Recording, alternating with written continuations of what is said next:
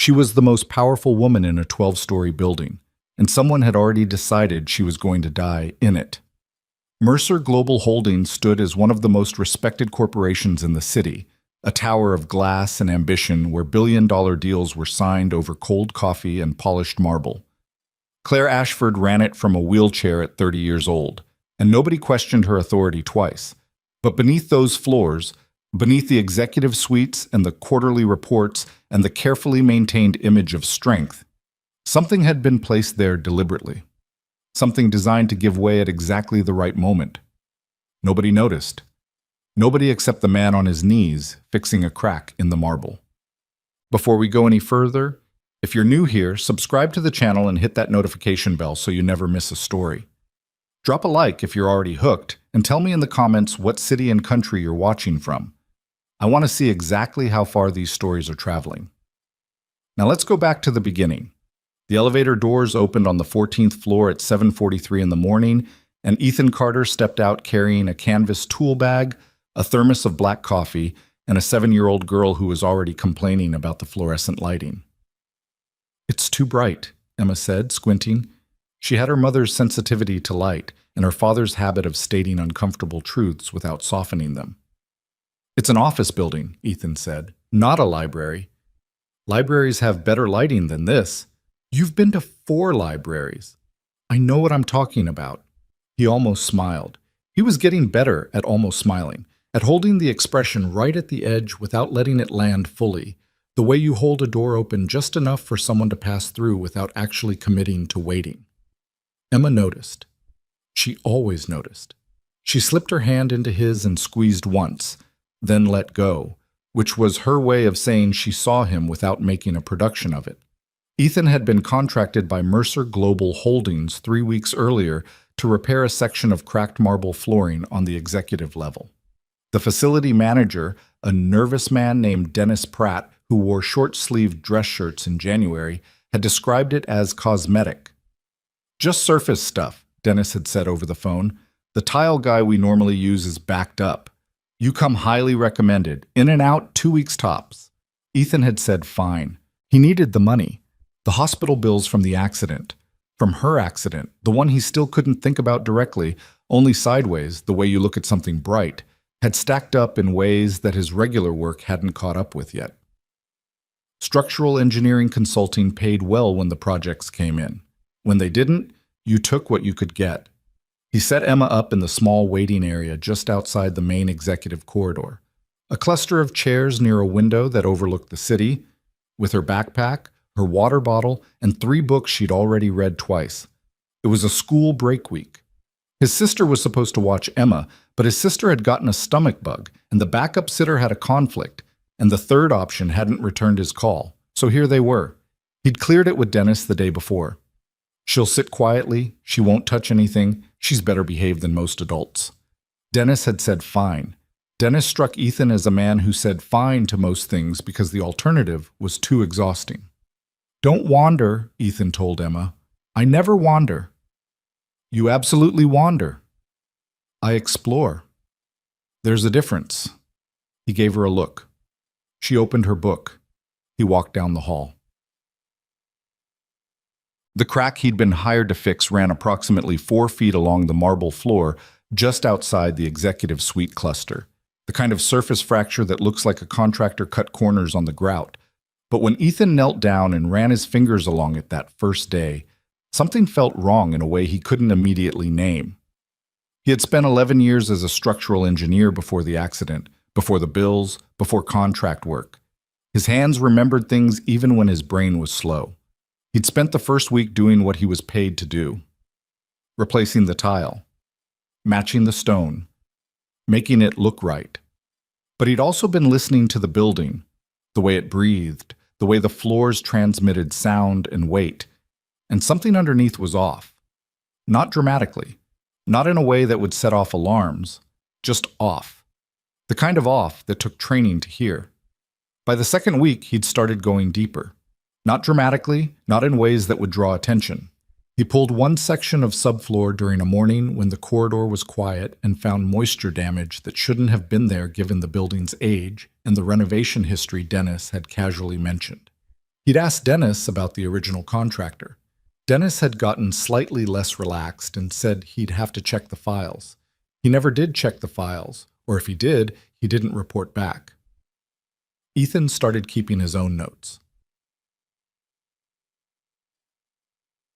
He was on his knees at 9:15, carefully documenting a section near the elevator bank, when he heard wheels on the polished floor. He didn't look up immediately.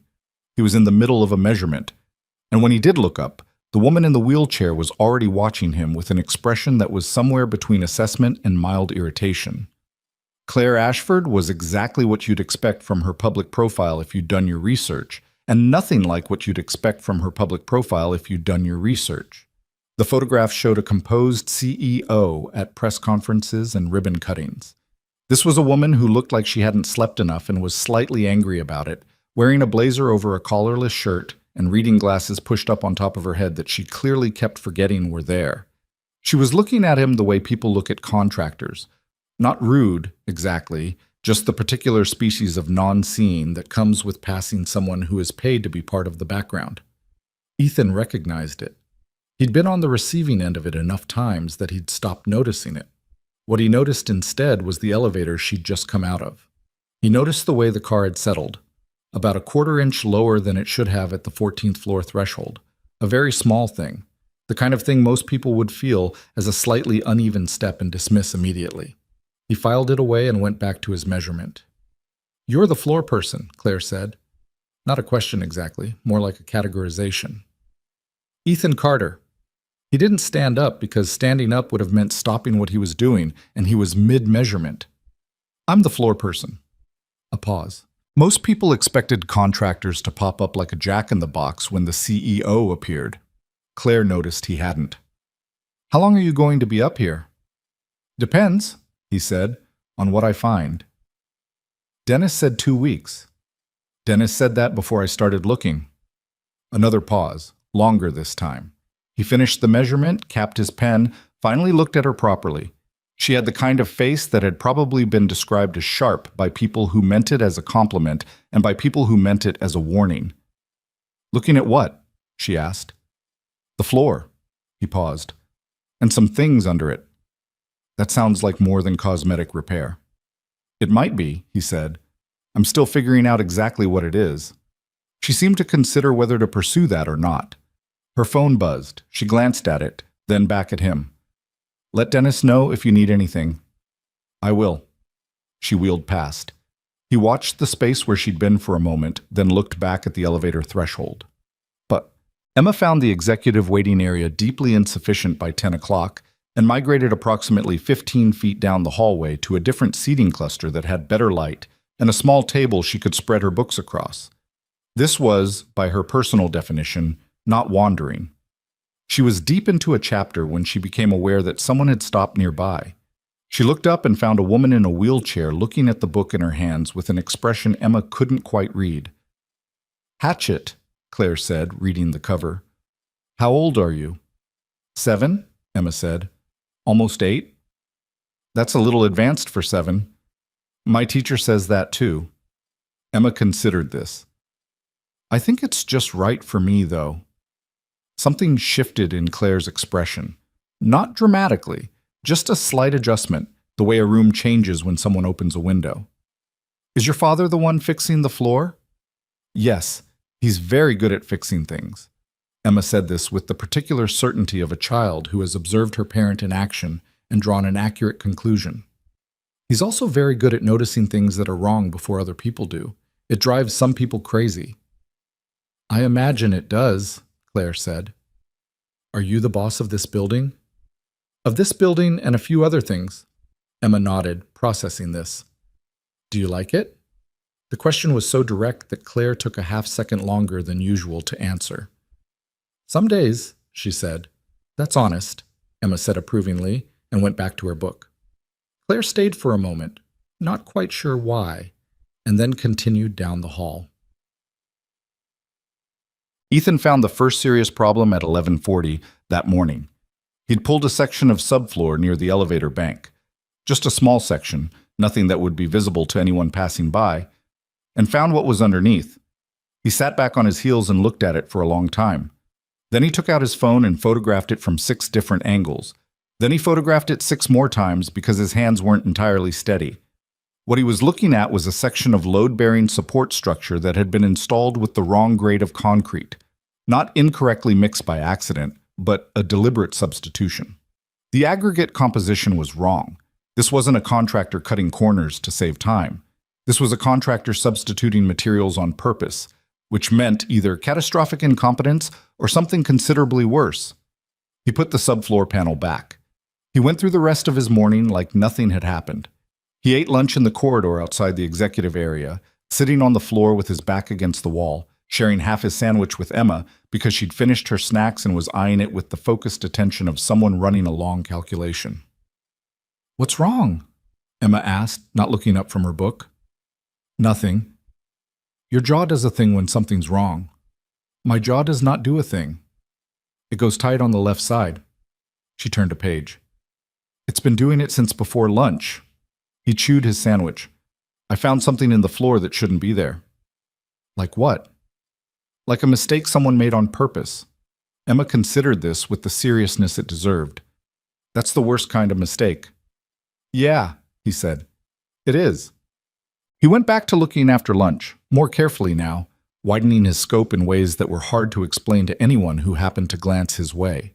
He had a reason to be on his knees on that floor. He had a reason to pull sections of subfloor.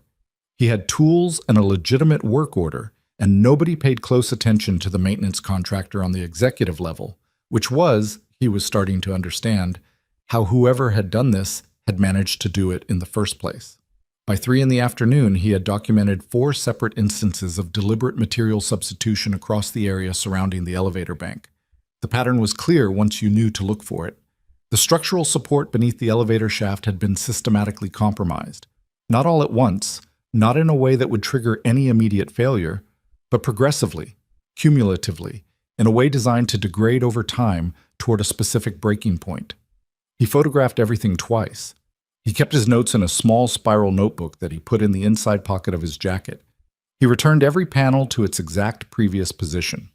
At 3:30, Emma packed up her books without being asked, because she had figured out that her father liked to leave by 3:45 to beat the worst of the building's elevator traffic.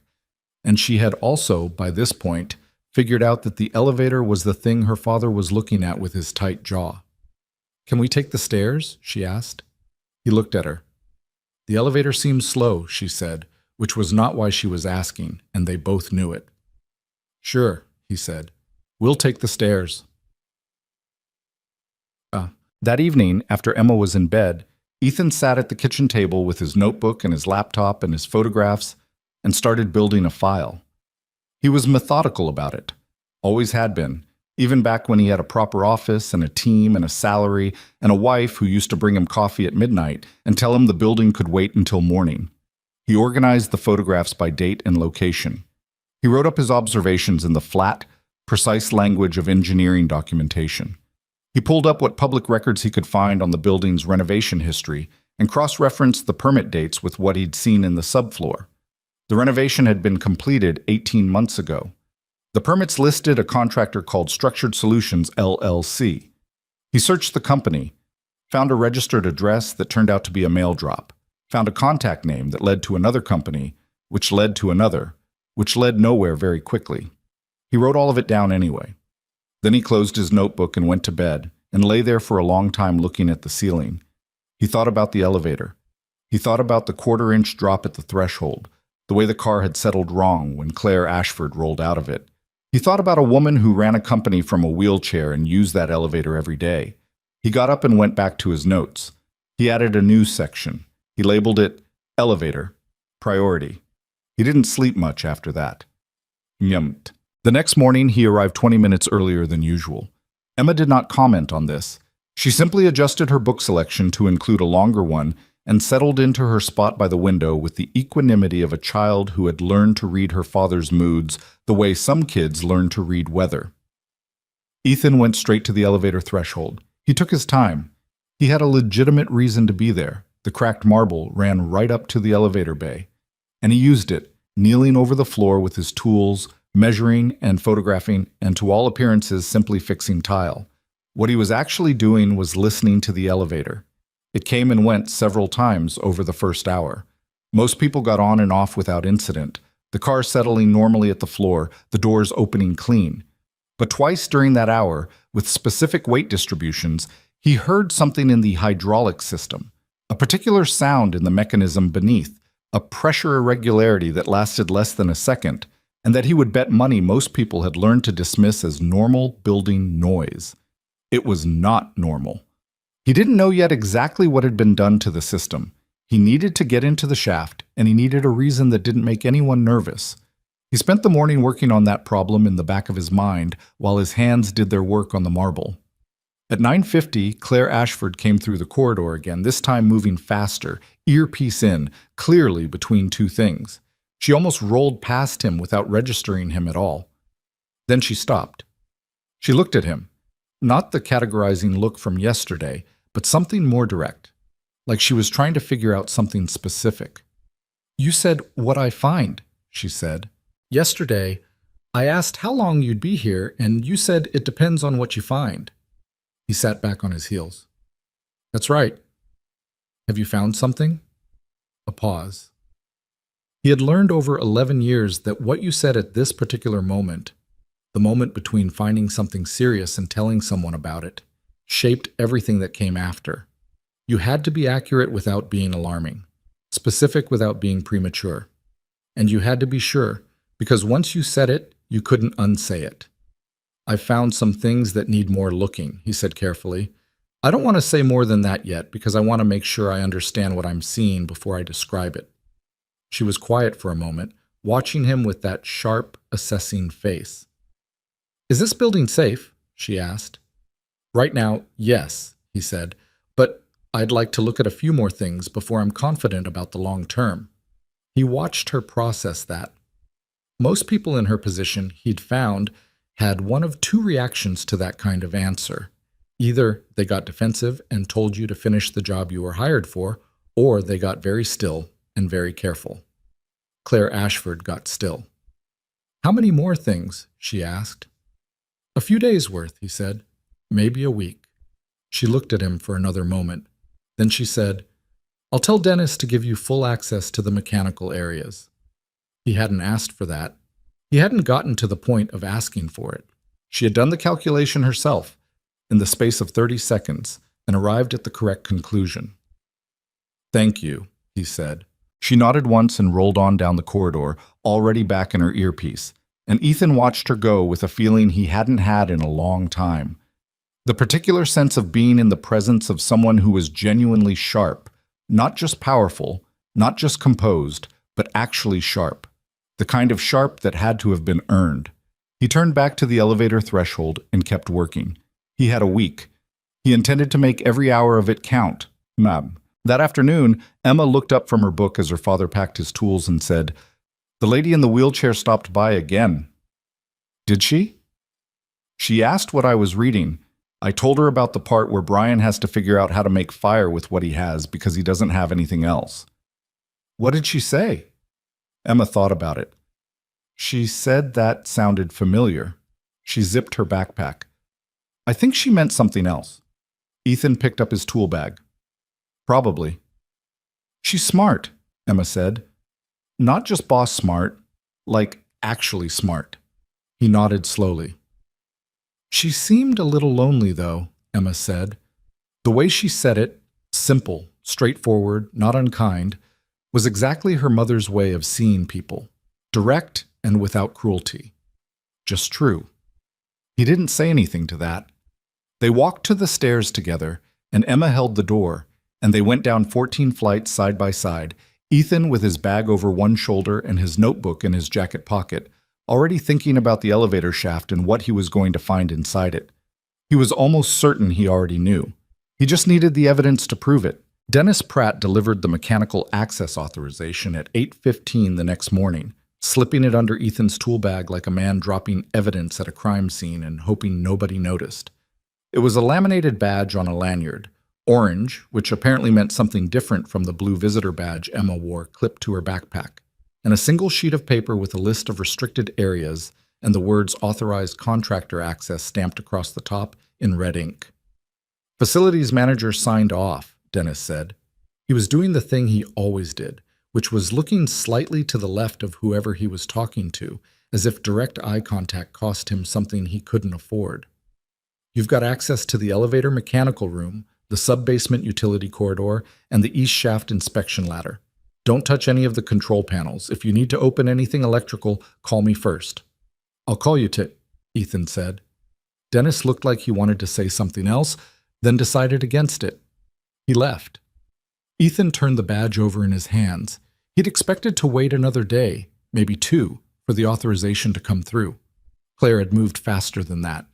He filed the observation away alongside everything else he was filing and went to work. The elevator mechanical room was in the sub-basement, 2 levels below the building's parking structure, accessible through a stairwell that smelled like old concrete and hydraulic fluid.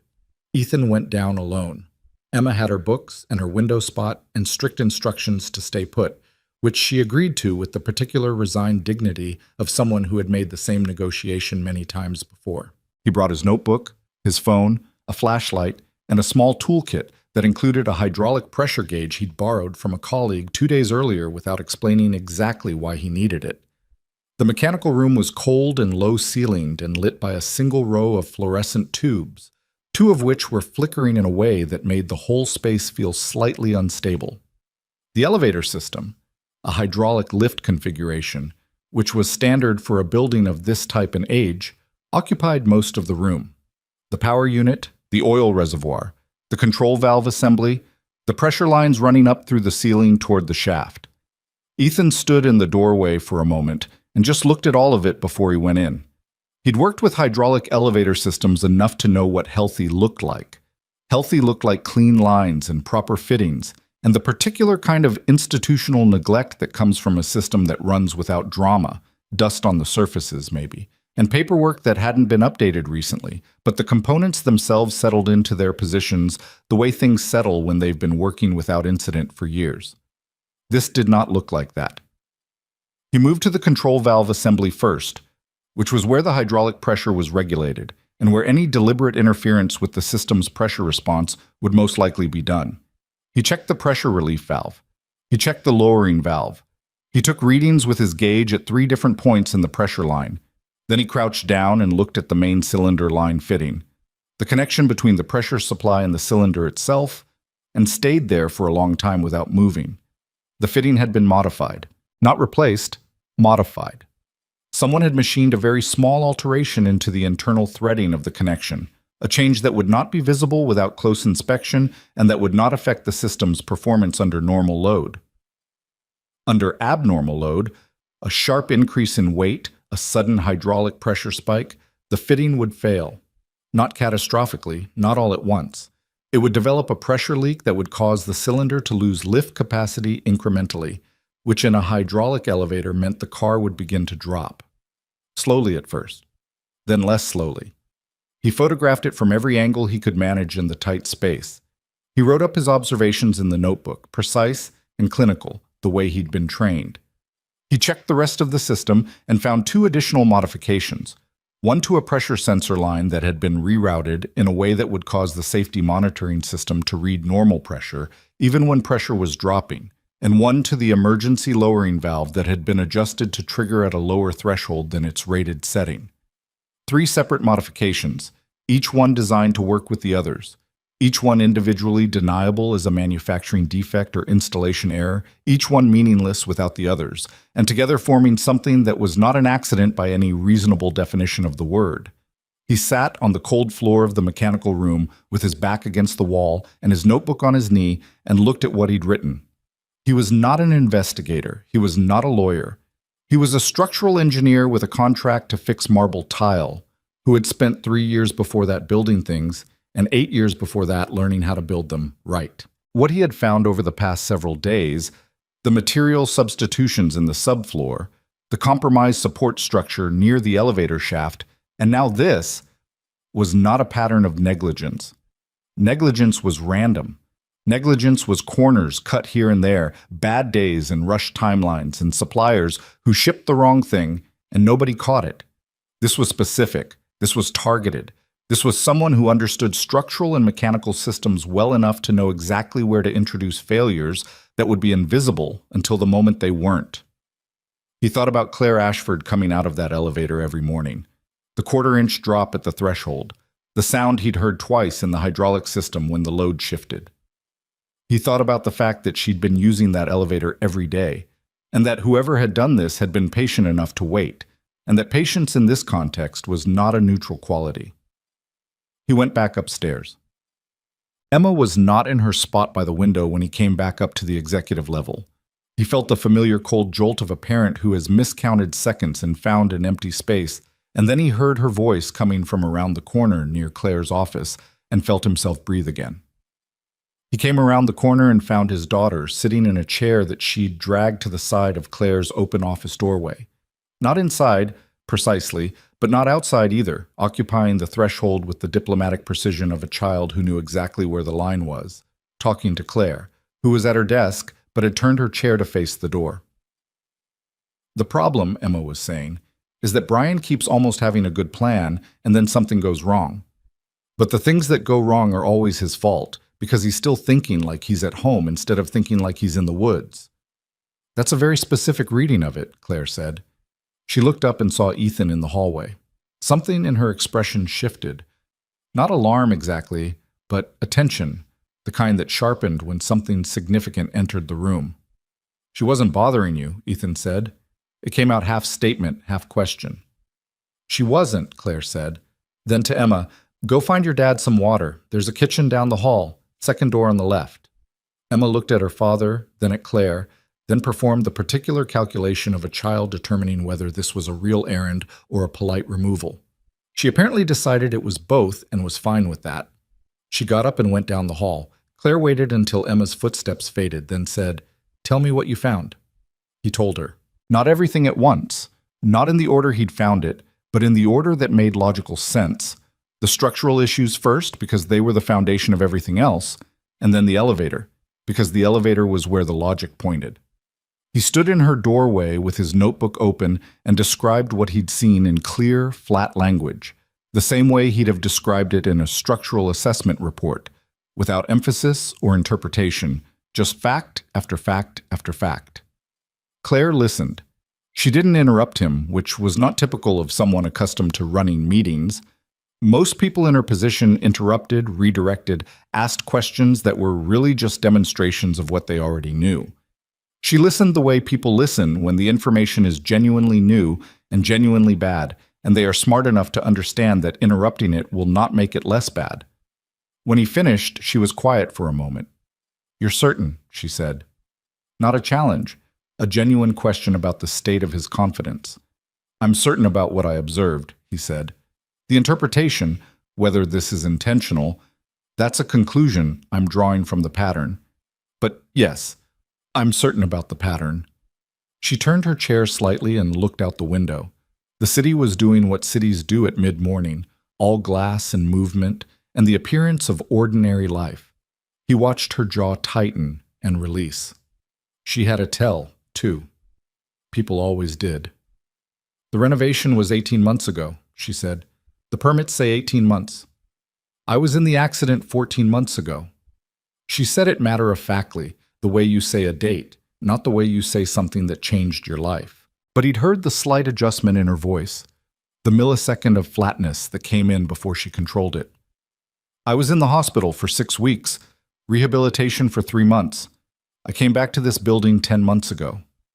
He thought about the timeline, about the fact that whoever had done this had modified the elevator system and then waited.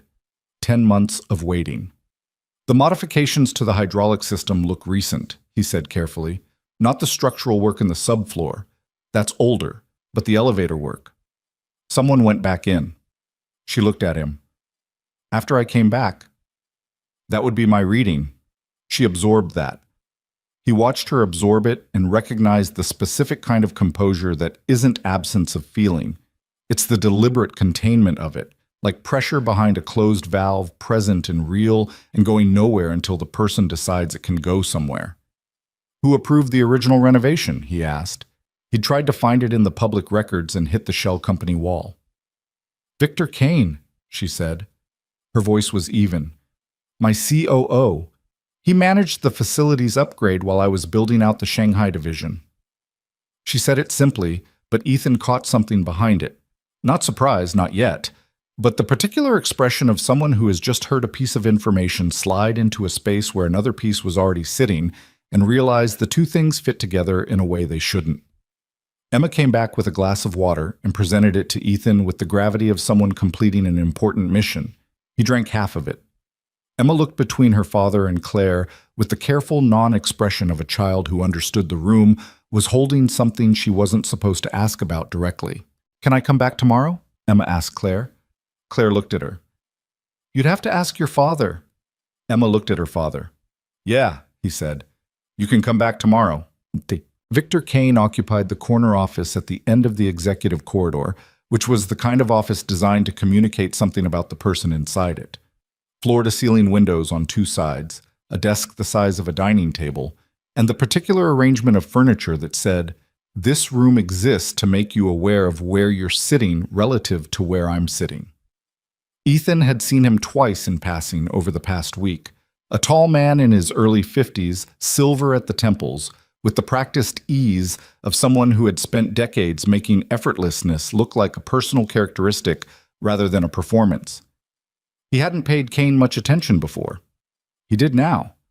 He watched him over the following 2 days with the careful peripheral attention that was less observation and more listening, noticing the rhythm of Kane's movements through the floor, who he stopped to talk to and how long those conversations lasted, whether he paid any attention to the maintenance contractor kneeling over the marble near the elevator bank. Kane was good. If he knew what Ethan had found, and Ethan had no way of knowing whether he did, he showed none of it. He moved through the floor with the comfortable authority of someone who owns the room he's in, and he did not look at Ethan any longer or any more carefully than a senior executive looks at any contractor. But on the second day, at 2:15 in the afternoon, Kane stopped near the elevator and made a phone call. This was not remarkable in itself. What was slightly remarkable was that he had a perfectly good office 30 feet away, and the hallway near the elevator was not a private location by any standard, but he made the call there anyway, keeping his voice low, turning slightly away from the corridor. Ethan was on his knees 5 feet away, fitting a marble panel, and was as invisible as he always was, and he heard 3 things: the name of a company he didn't recognize, the word timeline, and a short, flat laugh that had nothing warm in it. He wrote all 3 things down. Claire had her own quiet investigation running in parallel, which Ethan discovered on the 3rd day after his visit to the mechanical room when she stopped by the elevator bank in the early afternoon. Not the casual stop she'd made twice before, but a deliberate one, with a tablet in her lap and her reading glasses down on her nose. "I pulled the renovation contracts," she said, without preamble. "The ones Victor filed. The primary contractor was a company called Structured Solutions, LLC. "I found that," Ethan said. "The address is a mail drop." "The registered agent is a law firm in Delaware. The law firm represents 8 other LLCs. 3 of them have received Mercer subcontracting work in the last 2 years. She looked at him over her glasses. "All approved by Victor." The shape of it was getting clearer. He'd been seeing the physical evidence, the concrete substitutions, the modified hydraulic fittings, and she'd been seeing the financial architecture underneath it. And where those 2 things met was somewhere neither of them had wanted to arrive at, but both of them had already arrived. "Is there anyone in the company you trust?" he asked, not meaning it as an indictment of everyone she worked with. Just, the question mattered now. She thought about it, which he appreciated. She didn't immediately produce a list. "My general counsel, and my head of internal audit if I bring her in carefully." "You should bring them in carefully," he said. "I know," she said. "I'm working on the how." She tapped the edge of the tablet against her knee, a small, frustrated gesture. "I've been trying to understand how I missed it. 18 months. I was distracted. The Shanghai expansion was complicated, and then the accident, and then recovery. But that's not an excuse. The whole point of having a COO is that you trust him to manage the things you can't manage personally, and She stopped. Reset. "Anyway," she said. "You couldn't have known," Ethan said. He wasn't saying it to be kind. He was saying it because it was structurally accurate. The whole design of what had been done relied on it being invisible to exactly the person who should have caught it. "I should have known," she said. Not bitterly, just evenly, the way she said most things. That's the job. He didn't argue with that. He understood it. He'd spent years after the accident going over every decision that led to that particular road at that particular time. And the math never worked in his favor, and eventually he'd understood that the math wasn't the point, and the question wasn't the point, and that some things happened in the space between what you could control and what you couldn't. And living in that space was the actual work. He didn't say any of that. She wasn't asking for that. She was just being honest, the way people are honest when they've run out of energy for the alternative. "I found a third modification in the elevator system," he said. "Emergency lowering valve. I want to go back down and photograph it again with better light. I also want to check the pressure sensor mounting. I think there may be a fourth alteration I couldn't access yesterday." "When do you want to go?" "Tomorrow morning. Early, before the building fills up." She nodded. "I'll make sure your badge still works." He picked up his tools to go. Behind him, she said, "Your daughter told me what happened to her mother." He stopped. He didn't turn around immediately. "She didn't tell me much," Claire added. "Just that her mother died and that you learned to cook after, even though you're not very good at it yet." He turned around. "She said you make the same 3 things and call it variety," Claire said. There was something in her expression, not quite a smile, not quite sadness, somewhere in the territory between the two. "She's not wrong," he said. "She's not wrong about most things." He stood there for a moment, tool bag over his shoulder, fluorescent light overhead, the building humming around them with its ordinary weight and its hidden damage. And he thought that this was the strangest situation he'd been in a long time, standing in a hallway talking to the CEO of a company about his daughter's assessment of his cooking while they were both quietly building a case against someone who had tried to kill her. "She said something about you too," he said. "Did she?" "She said you seem lonely." Claire looked at him steadily. "She's 7. Almost 8, he said, and not usually wrong." She didn't answer that. He went down to pack his tools for the day, and she went back to her contracts, and the elevator at the end of the hall made its small sound as it rose to the floor, that slight hydraulic irregularity that only one person in the building was listening for.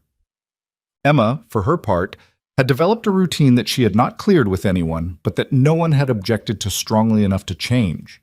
She arrived with her father, settled into her spot, read for an hour, and then migrated, not wandered, migrated, to the small seating area outside Claire's office, where she had discovered a particular quality of morning light that was better for reading and also for the secondary project she'd apparently taken on, which was talking to Claire whenever Claire came and went.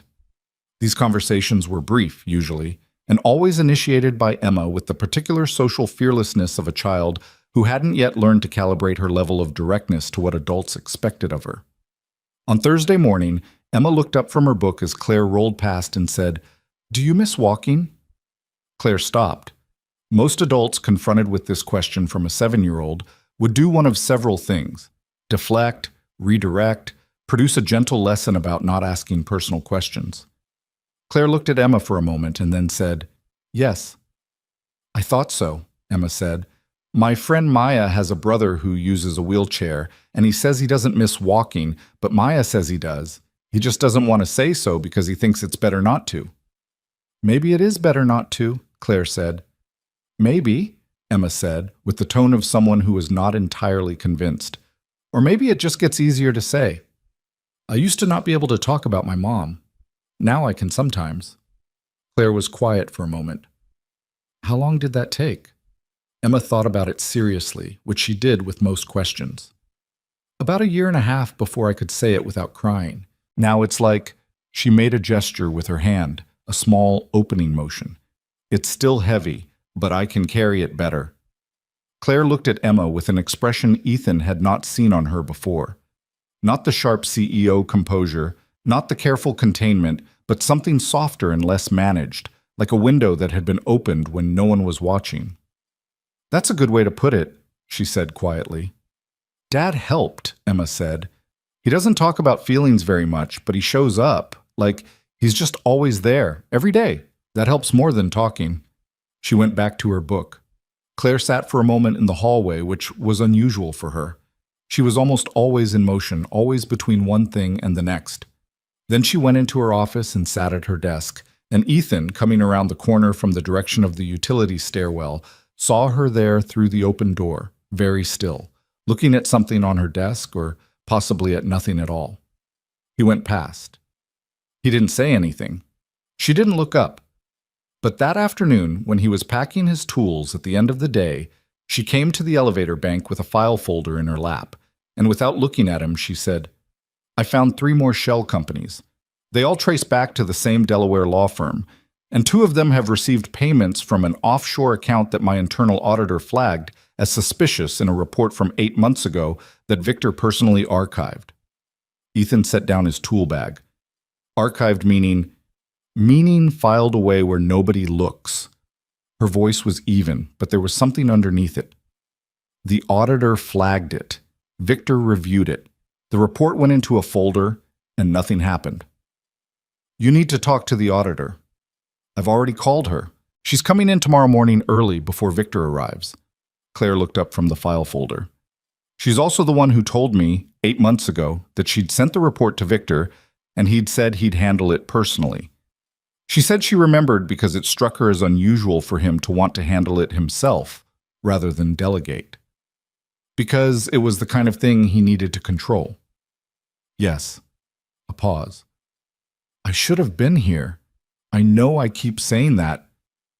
"You were in a hospital," Ethan said, flat, factual. "I was back before this report." He looked at her.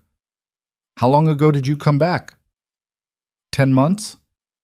How long does it take to rebuild a company division from scratch after a 6-month leave?" She looked at him steadily. "That's not the point. I'm just asking what was on your plate." She didn't answer that. She looked down at the file folder, and he could see her jaw doing the thing that was her version of his tight jaw, a small adjustment in the muscle, controlled and deliberate, the body doing what it needed to do in the absence of any other outlet.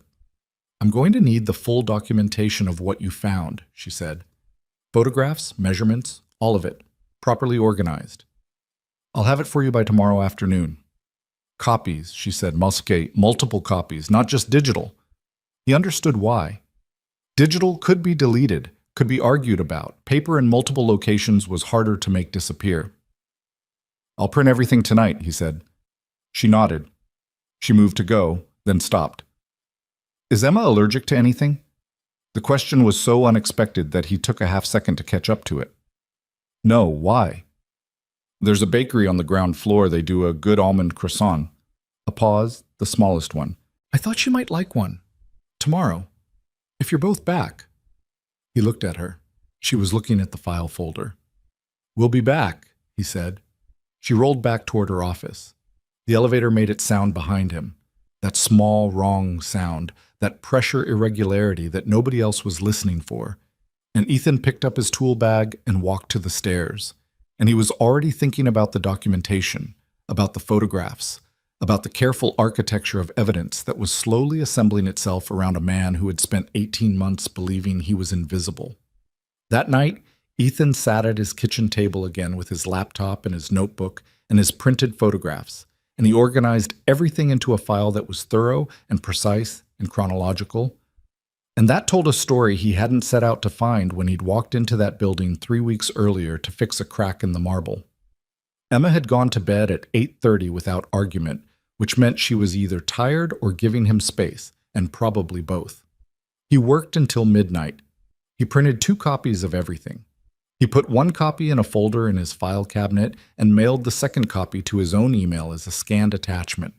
Then he sat there in the quiet kitchen and thought about the elevator, and the modified valve, and the pressure sensor rerouted to show normal readings while the system failed, and the patience of whoever had designed that. The willingness to wait 10 months for the right moment, which meant the right weight, the right angle, the right day when the car would drop and it would look like a mechanical failure that nobody could have predicted. He thought about Claire Ashford rolling out of that elevator every morning. He thought about his daughter saying, "He just shows up every day. That helps more than talking." He closed his laptop and went to bed.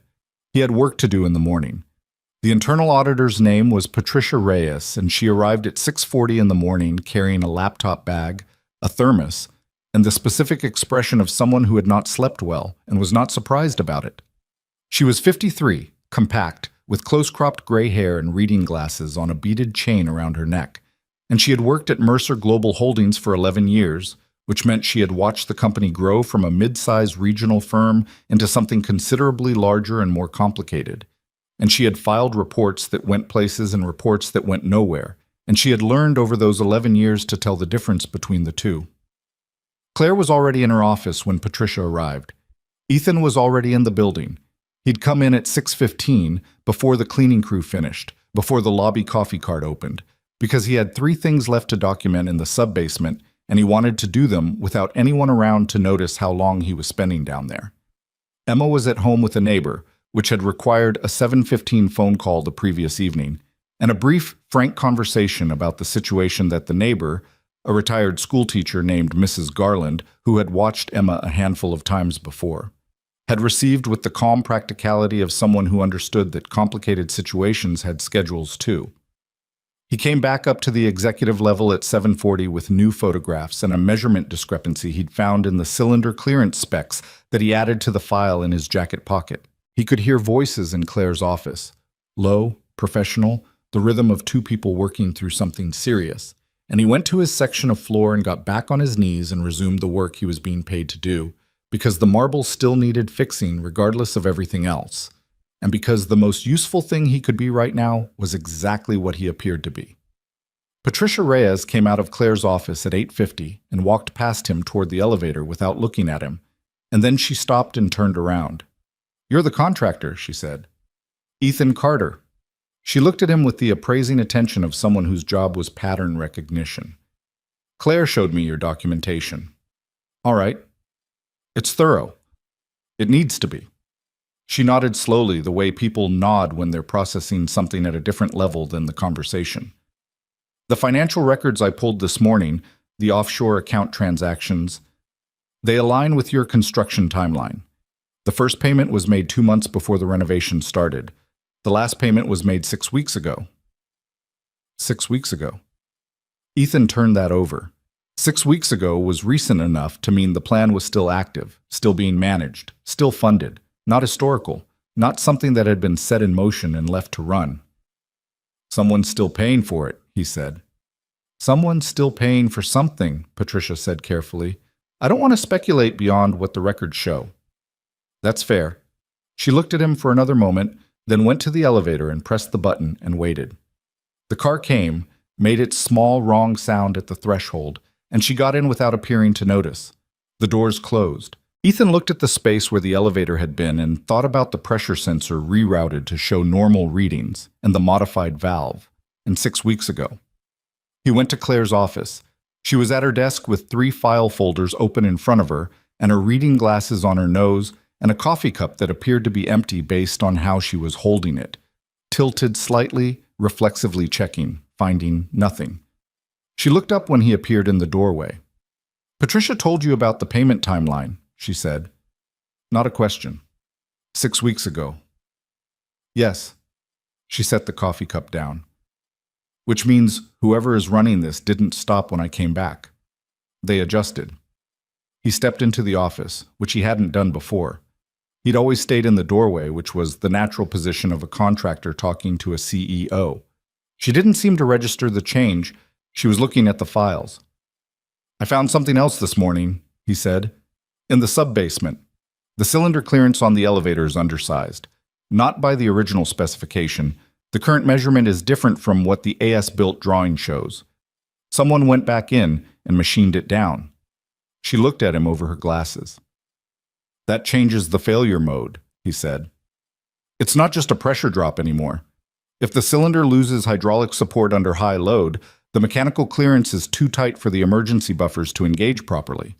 The car wouldn't just descend slowly, it would drop until the cylinder seated hard. Define hard. Impact, not free fall from height.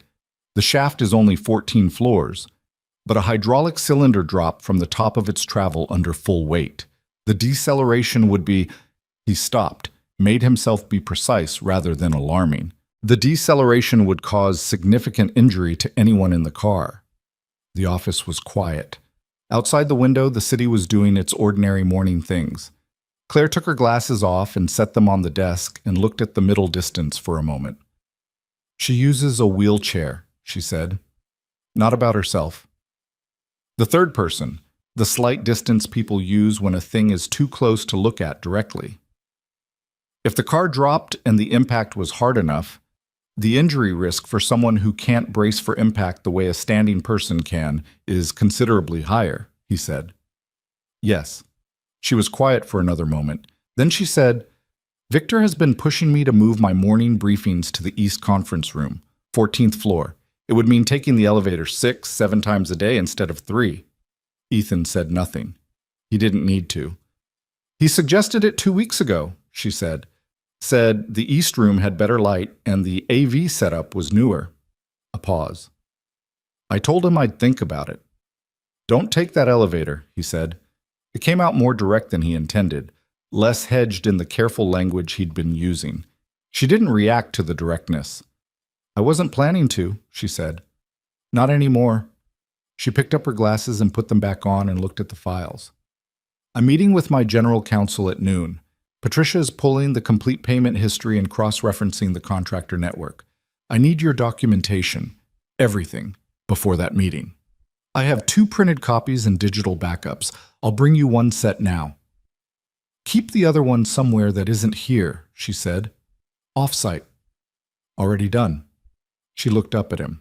Something in her expression, not surprise exactly, more like a recalibration, the slight adjustment of someone updating an assessment. "You anticipated that." "I've been in situations where the physical evidence was the only thing that couldn't be argued away," he said. "You learned to protect it early." She held his gaze for a moment, then nodded. "Bring me the documentation." "And Ethan," she paused, which was unusual for her. She wasn't a person who paused mid-thought.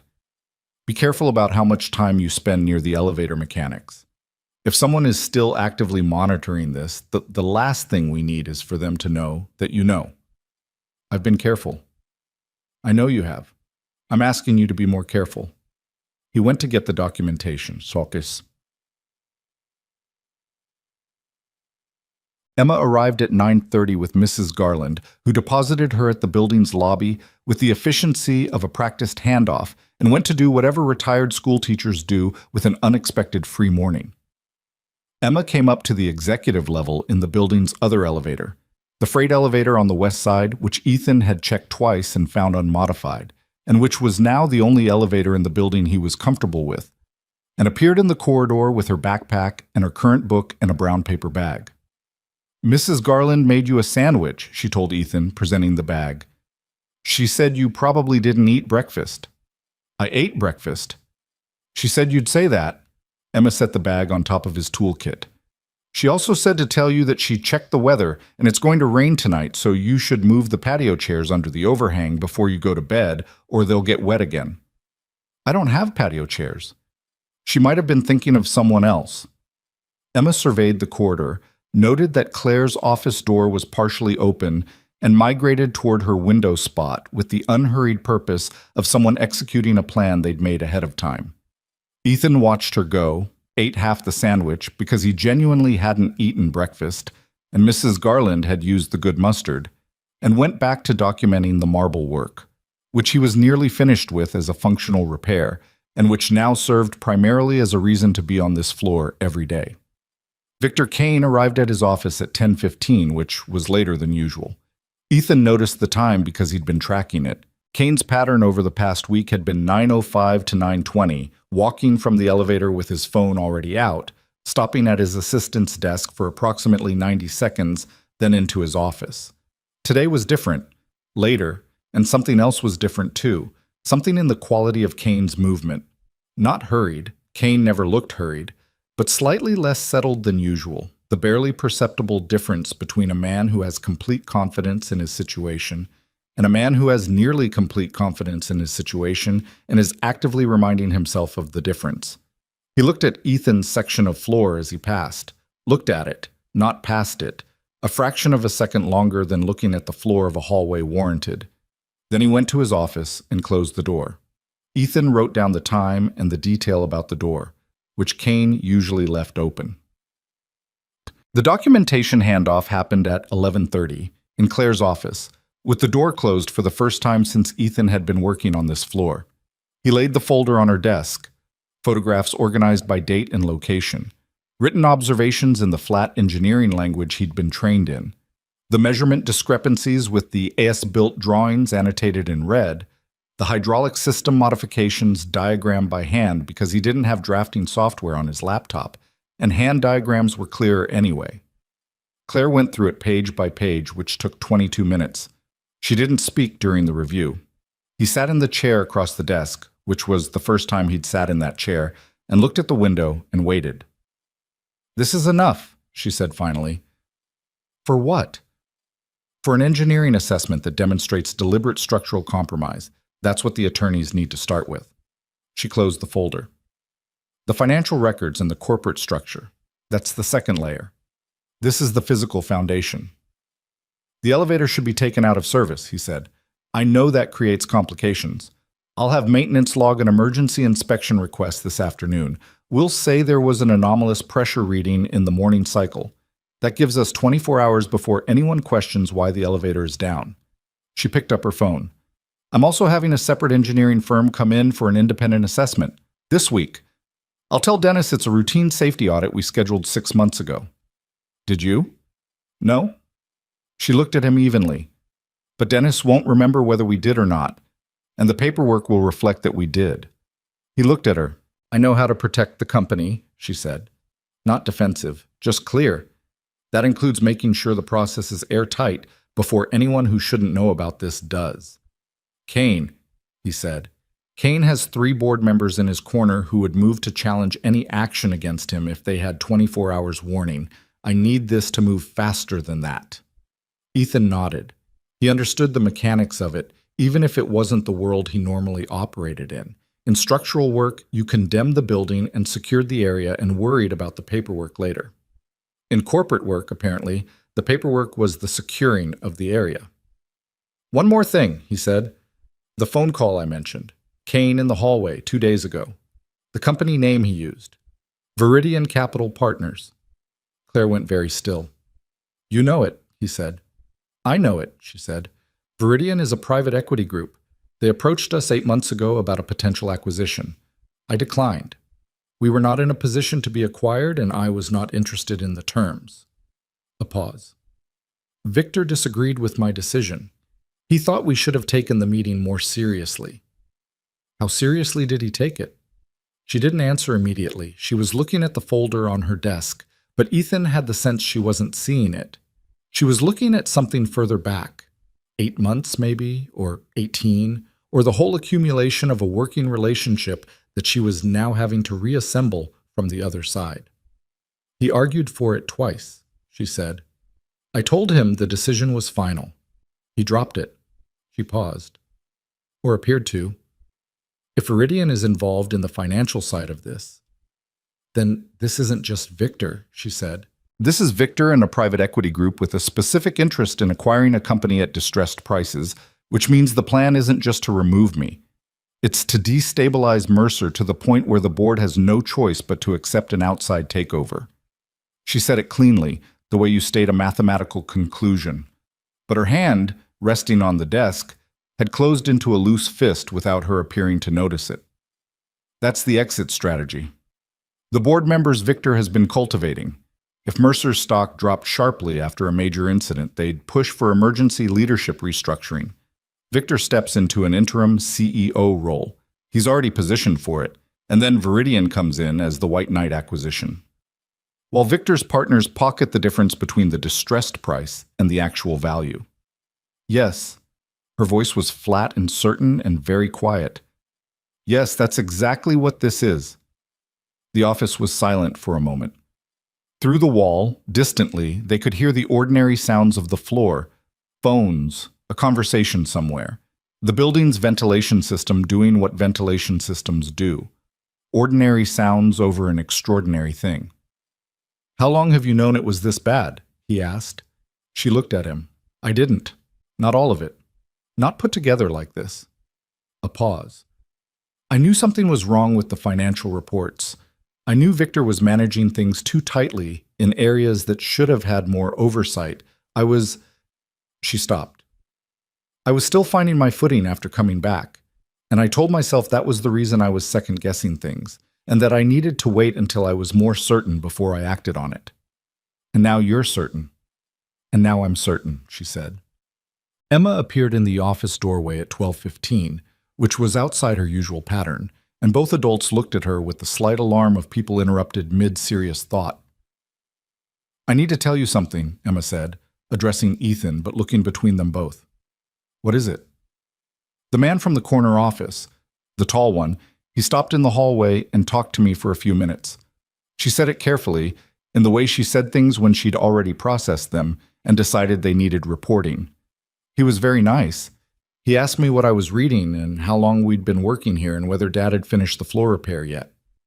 The air in the room changed. Not dramatically, just a slight shift the way the quality of a room changes when two people who are thinking the same thing become aware they're both thinking it. What did you tell him? Ethan asked. His voice was even. He was working to keep it even. I said the book was good, that we'd been here a few weeks, and that I didn't know about the floor. She paused. He asked if Dad had been spending a lot of time in the basement. Silence. What did you say? Claire asked. Her voice was also very even. I said I didn't know. Because I don't. I don't go to the basement. Emma looked between them with the clear-eyed directness that was her baseline. He seemed nice, but he was asking a lot of questions about Dad's work, and it felt like when a kid at school acts friendly, but they're actually trying to find something out. Ethan looked at Claire. She was looking at Emma with the expression of someone who had just updated a calculation. Emma, Ethan said. Did he say anything else? He said the floor repairs were taking longer than expected, and he hoped they'd be finished soon.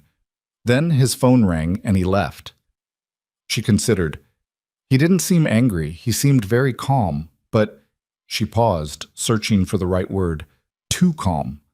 Like he already knew the answers to the questions he was asking. You did the right thing, Claire said. Telling us. Emma nodded, satisfied that the information had been properly received. Are you in trouble? She asked Ethan. No, he said. Emma gave him the look she reserved for when she suspected he was simplifying the truth for her benefit. Okay, she said, with the tone that meant, I'm accepting that answer for now, but I'm not fully convinced. She went back to the hallway. Ethan looked at Claire. He knows I've been in the basement. Or he suspects, she said. He might have checked the badge access logs. Contractor's access is logged separately. She was already reaching for her phone. I need to make 2 calls. You need to stay on this floor today, visibly doing your job. I understand. Don't go back down to the mechanical room. I wasn't planning to. I have everything I need. She was already dialing. He left her to it and went back to the corridor and got on his knees over the marble and did his work, fitting panels and mixing compound and doing the ordinary physical labor of repair. And he was very conscious of the corner office at the end of the hall and the closed door and the man behind it who was too calm and asking questions through a 7-year-old. Kane came out of his office at 2 o'clock and walked the length of the executive corridor with his jacket on, which meant he was going somewhere. He passed Ethan without looking at him, which was now a different thing than it had been a week ago. Now it was deliberate not looking, the practiced avoidance of someone who is managing their own attention carefully. He pressed the elevator button. The car came. He got in. Ethan watched the floor indicator above the elevator doors count down and kept his hands moving over the marble, and thought about what Claire had said about the board members Kane had cultivated, and the timeline, and Viridian Capital Partners, and the payment made 6 weeks ago. He thought about the pressure sensor, rerouted to show normal readings. He thought about the fact that Kane had just asked a 7-year-old whether her father had been spending time in the basement, which meant Kane was either checking because he was cautious or because something had changed in his timeline and he needed to know whether there was a problem. And the difference between cautious and accelerating was a difference that mattered right now. His phone buzzed. A text from Claire. Patricia found a 5th shell company. Direct wire transfer to a building systems contractor 3 weeks ago. New work order in the system, logged as routine pressure calibration. He read it twice. Routine pressure calibration. Filed 3 weeks ago, which meant it had been done before he found the elevator modifications, which meant either whoever had done the calibration work had made the modifications he found, or he texted back, "Is the work order marked complete?" The reply came in under a minute. Marked complete.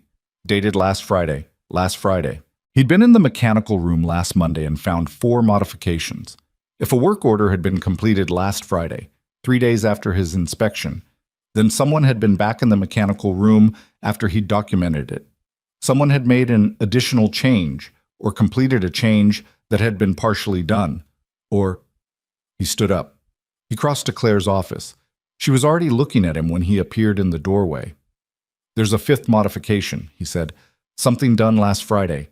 I need to go back down." "Ethan, I know what you said, but if they completed something last week that I didn't document, I don't have a full picture. And if this goes to court without a full picture, if Victor knows you've been in the mechanical room, then me going back in one more time doesn't significantly change that." He said it flat and factual, because it was. "I'll be 30 minutes. I'll take my tools so it looks like a service call." She looked at him for a moment. "Take the freight elevator. Log it as checking the west shaft bearing noise. I'll have Dennis put in a work order right now so it's in the system." She reached for her phone. 25 minutes. If you're not back in 25 minutes, I'm calling security." "You won't need to." "I know I won't. I'm saying it anyway." He picked up his toolkit. The freight elevator smelled like industrial cleaner and old metal. It descended with the particular slowness of a system that was functional but had never been upgraded, and Ethan stood in it with his toolkit and counted floors and thought about timelines. The car settled at the sub-basement level with a solid, clean contact. Nothing like the quarter-inch drop of the executive elevator, no hydraulic irregularity, just a well-maintained system doing what it was supposed to do.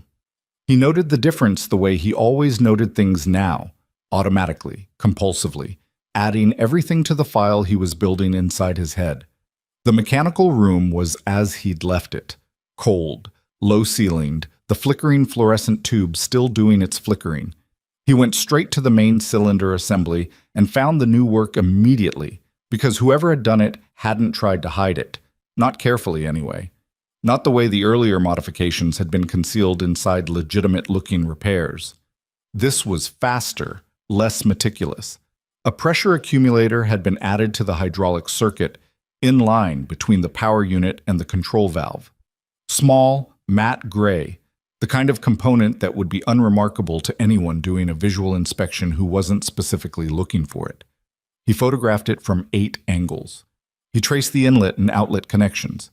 He looked at the accumulator rating plate, pre-charged to a pressure significantly above the system's rated working pressure. He sat back and looked at it for a long moment, and then he understood what it was. It wasn't a device to cause a slow failure. The earlier modifications, the material substitutions, the rerouted sensor, the machined cylinder clearance, those were a slow failure. Patient, gradual. Designed to degrade over time until a specific event triggered the final collapse. This was different. This was a pressure spike device. When the accumulator discharged into the circuit, triggered by a specific load condition, or remotely, or on a timer, the connection points would tell him which if he had more time. It would send a hydraulic pressure surge through a system that had already been weakened at every critical point. The modified valve would fail. The machined cylinder would lose its buffer tolerance. The rerouted sensor would report nothing wrong until the car was already dropping. The slow failure was a contingency, a backup plan, something to rely on if the right moment never arrived naturally. This was the right moment. This was something that could be activated. He photographed the accumulator connections a second time, making sure he had the inlet and outlet clearly visible. He checked the connection points for any wiring. Nothing visible, which meant pressure triggered or on a mechanical timer, either of which required proximity to set. He did not touch the device. He added his observations to the notebook. He was back upstairs in 19 minutes. Claire looked at him when he came through the corridor. He held up 4 fingers, which wasn't a code they'd established, but she understood it anyway. 4 things, meaning he'd found something. She was on the phone. She held up one finger, 1 minute, and he went to his tools and waited. She appeared in her doorway 40 seconds later. Active, he said quietly. Pressure accumulator. The whole system is staged. She absorbed that without visible reaction, which by now he recognized as not absence of reaction, but maximum control of it. Staged meaning someone can trigger a failure on demand. This isn't waiting for the right natural conditions anymore. A beat of silence. Then, the board meeting is Thursday. He hadn't known about a board meeting. He looked at her.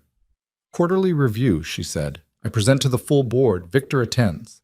I typically take the elevator from the lobby to the 14th floor with the board members. 7, 8 people.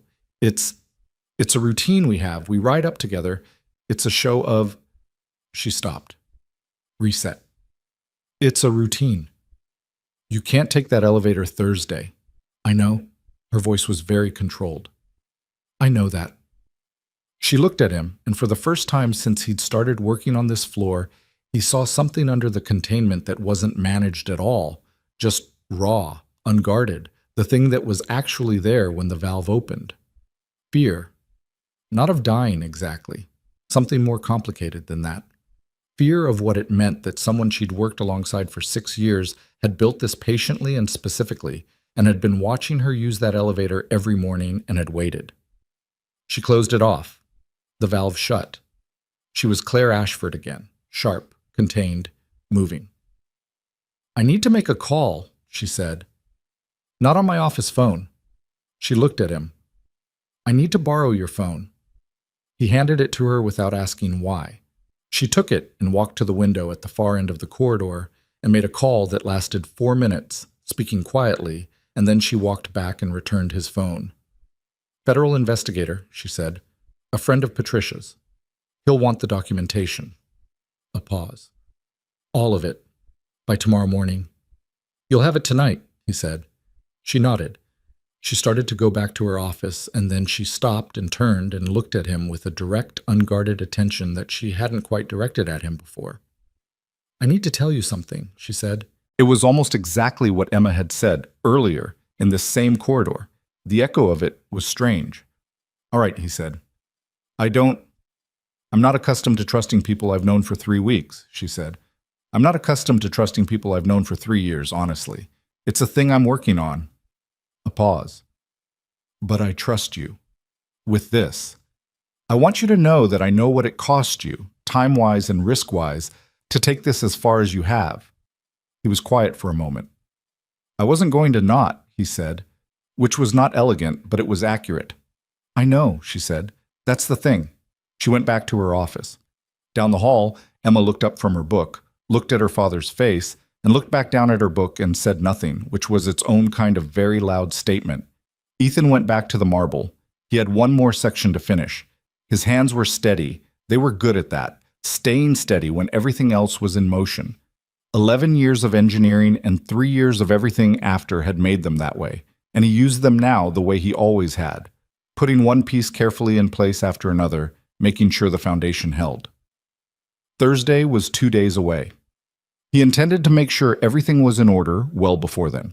The federal investigator's name was Robert Scully, and he arrived Wednesday morning in a gray sedan that he parked in the public garage across the street rather than the building lot, which told Ethan something about how seriously the man was taking the operational security of the situation. He was in his mid-40s, medium height, with the particular unremarkable quality of someone who had spent a career being easy to overlook. Nondescript jacket, nondescript face, the kind of man you'd pass in a corridor and not remember 30 seconds later. He came up to the 14th floor with Patricia Reyes, and the two of them went into Claire's office and closed the door at 8:20 in the morning, and the door stayed closed for 2 hours and 40 minutes. Ethan worked his section of marble and did not look at the closed door more than he needed to. Emma had come in with him again. Mrs. Garland had another morning free, or had made one free. It wasn't entirely clear which. And she was in her window spot reading with the focused absorption that meant she was in a good part of the book and didn't want to be interrupted. Ethan was grateful for that. His hands were doing their work, and his mind was running through the documentation, the sequence, the specific language he'd used in each observation report, checking it the way you check a structure before you sign off, looking for the thing you missed, the assumption you made, without flagging it as an assumption. The place where the logic had a step that wasn't fully supported. He didn't find anything. He'd been thorough. He knew he'd been thorough. But thoroughness didn't entirely eliminate the low-grade anxiety of waiting for someone else to evaluate your work and render a judgment on it. Kane arrived at 9:40, 20 minutes later than his adjusted pattern from the previous day. He walked from the elevator with his phone out and his jacket on and went straight to his office. He didn't look at the closed door. He didn't look at Ethan. He closed his own office door, which had become his pattern over the past 2 days. Doors closed, calls made privately, the quiet contraction of someone who was managing something they needed to keep contained. At 10:15, Kane's assistant, a young man named Drew, who handled Kane's calendar and correspondence, and who Ethan had heard Kane speak to in the particular clipped tone of someone who regarded other people's time as less valuable than their own, knocked on Kane's door and went in and came back out 90 seconds later, looking like he'd been told something he was trying to process. He went to his desk and made a call, speaking quietly, his body angled away from the corridor. Ethan wrote down the time. At 11:05, Claire's office door opened. Patricia came out first, then Scully, then Claire. Scully had a folder under his arm to Ethan's documentation, or copies of it, and an expression of focused neutrality that was its own kind of information. He shook Claire's hand, nodded to Patricia, and walked back to the elevator without looking at anyone else on the floor. Claire caught Ethan's eye across the corridor. She gave him a single nod, not communicating victory or relief, just, it went the way it needed to go. He nodded back and went back to his marble. An hour later, she appeared beside him in the corridor, crouching to his level with the practiced efficiency of someone who had developed a whole vocabulary of workarounds for the fact that she was almost always the lowest person in a standing room. "He's moving today," she said quietly. "Not arresting, not yet. Building the federal case takes more than 24 hours, but he's putting people in place. Surveillance on Victor, surveillance on the 2 Viridian principals who've been coordinating with him, a technical team coming in tonight to document the elevator system independently. The board meeting is tomorrow," Ethan said. "I know. We're not canceling it." She looked at him steadily. "If we cancel, Victor knows something has shifted. We need him to walk into that boardroom tomorrow believing everything is on schedule. And the elevator? Out of service as of an hour ago. Logged as a hydraulic anomaly detected during routine maintenance inspection." A slight pause. "Which is technically accurate." He almost smiled. "What's your plan for tomorrow?" "Present to the board as scheduled. Victor will be in the room. Scully will have agents in the building by 7 a.m. They'll move when I give them the signal, which will be after I've finished presenting the evidence to the board. I want the board to hear it from me first, before the arrest, so there's no confusion about what's happening and why." She paused. "It's important that they understand this isn't a coup. It isn't a power move. It's documented fact presented through proper process." "You've thought about this a lot," he said. "I've thought about almost nothing else for 4 days." She said it without self-pity, just as a statement of where her mind had been. "The hardest part isn't the evidence. The evidence is straightforward. The hardest part is—" She stopped, looked at the floor for a moment. "Victor has been at this company for 6 years. He hired 3 of the board members currently sitting. He built relationships and cultivated trust and positioned himself, and all of that was real while it was happening. The people who trusted him for real reasons. And tomorrow I have to stand in front of all of them and explain that the person they trusted was building something else underneath it the entire time." Ethan set down his trowel and looked at her. "That's not your failure to explain.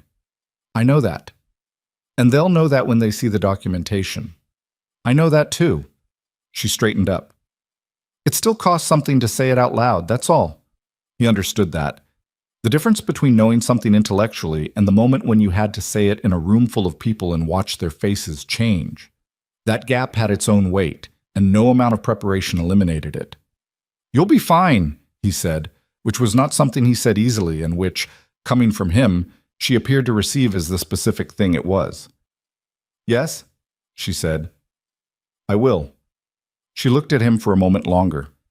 "Scully wants to talk to you this afternoon. 4 o'clock, off-site. Patricia has the address." "All right." He's going to want to walk through the technical documentation in detail. He has his own engineers reviewing it, but he wants your verbal account of the discovery sequence. I can do that. She nodded and went back to her office, and Ethan went back to the marble, and the floor was quiet for a while, with the particular charged quiet of a day that was holding its breath. Emma ate lunch in the window spot and finished her book at 1:47, which she announced to no one in particular with a satisfied sigh, and then spent 3 minutes in the particular post-book state of someone who has come back from somewhere else and is readjusting to the existing world. Then she packed the book into her bag, took out the next one, looked at it, put it back, and came to find her father. "I'm done," she said. "With the book or with sitting?" "Both. Mostly the sitting." She sat cross-legged on the floor near his toolkit, which was not ideal but also not a safety hazard, and looked at the corridor. "Something's different today." "Different how?" "Everyone's walking faster, and the man from the corner office," she lowered her voice slightly, not because she'd been told to, but because she'd read the room. "He came out twice and looked at the elevator and then went back in." Ethan kept his hands moving. "When was this?" "Once around 10:30, once around noon. He pressed the button both times and then didn't get on, just looked at it and went back." She paused. "The elevator's broken, right? The sign on it says out of service." "Something's being repaired." Emma nodded slowly. She was looking at the out-of-service sign on the elevator doors with the expression she wore when she was doing the math on something. He watched her do it and waited to see where she landed. "He looked annoyed," she said finally. "The corner office man, not regular annoyed, more like," she searched, "like when a plan changes and you don't have a backup plan yet." Ethan looked at his daughter for a moment. She was looking at the elevator. She had not been wrong yet about anything she'd observed on this floor, which was not a coincidence. It was what happened when a child had no social agenda in a room full of adults who all had one, and so she simply watched without editing what she saw. "Emma?" he said. "Yeah." "You're very perceptive." "You say that like it's a compliment," she said, "but sometimes it's kind of exhausting."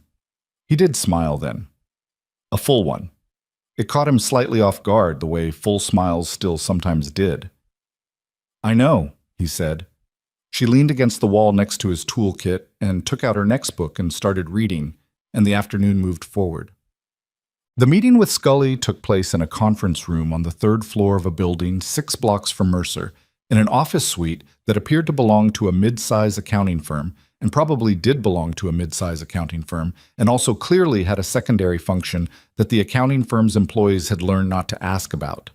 Scully had 2 colleagues with him, a woman named Diane, who handled financial forensics, and a younger man named Torres, who was an engineer and had, from the look of the folder in front of him, already been through Ethan's documentation twice. "Walk me through it from the beginning," Scully said. "Not the reports, those I have. I want to hear how you found it, in sequence, in your own words." So Ethan walked him through it. The crack in the marble, and the sound under the floor, and the feeling of something wrong that he hadn't been able to name for the first week. The subfloor panel and the concrete aggregate substitution. The elevator threshold settling a 1/4 inch low. The badge access, and the mechanical room, and the hydraulic fittings, and the rerouted pressure sensor. The accumulator he'd found last Friday, staged and charged, waiting. Torres asked 3 technical questions during the recitation, all of them precise and pointing at exactly the right things.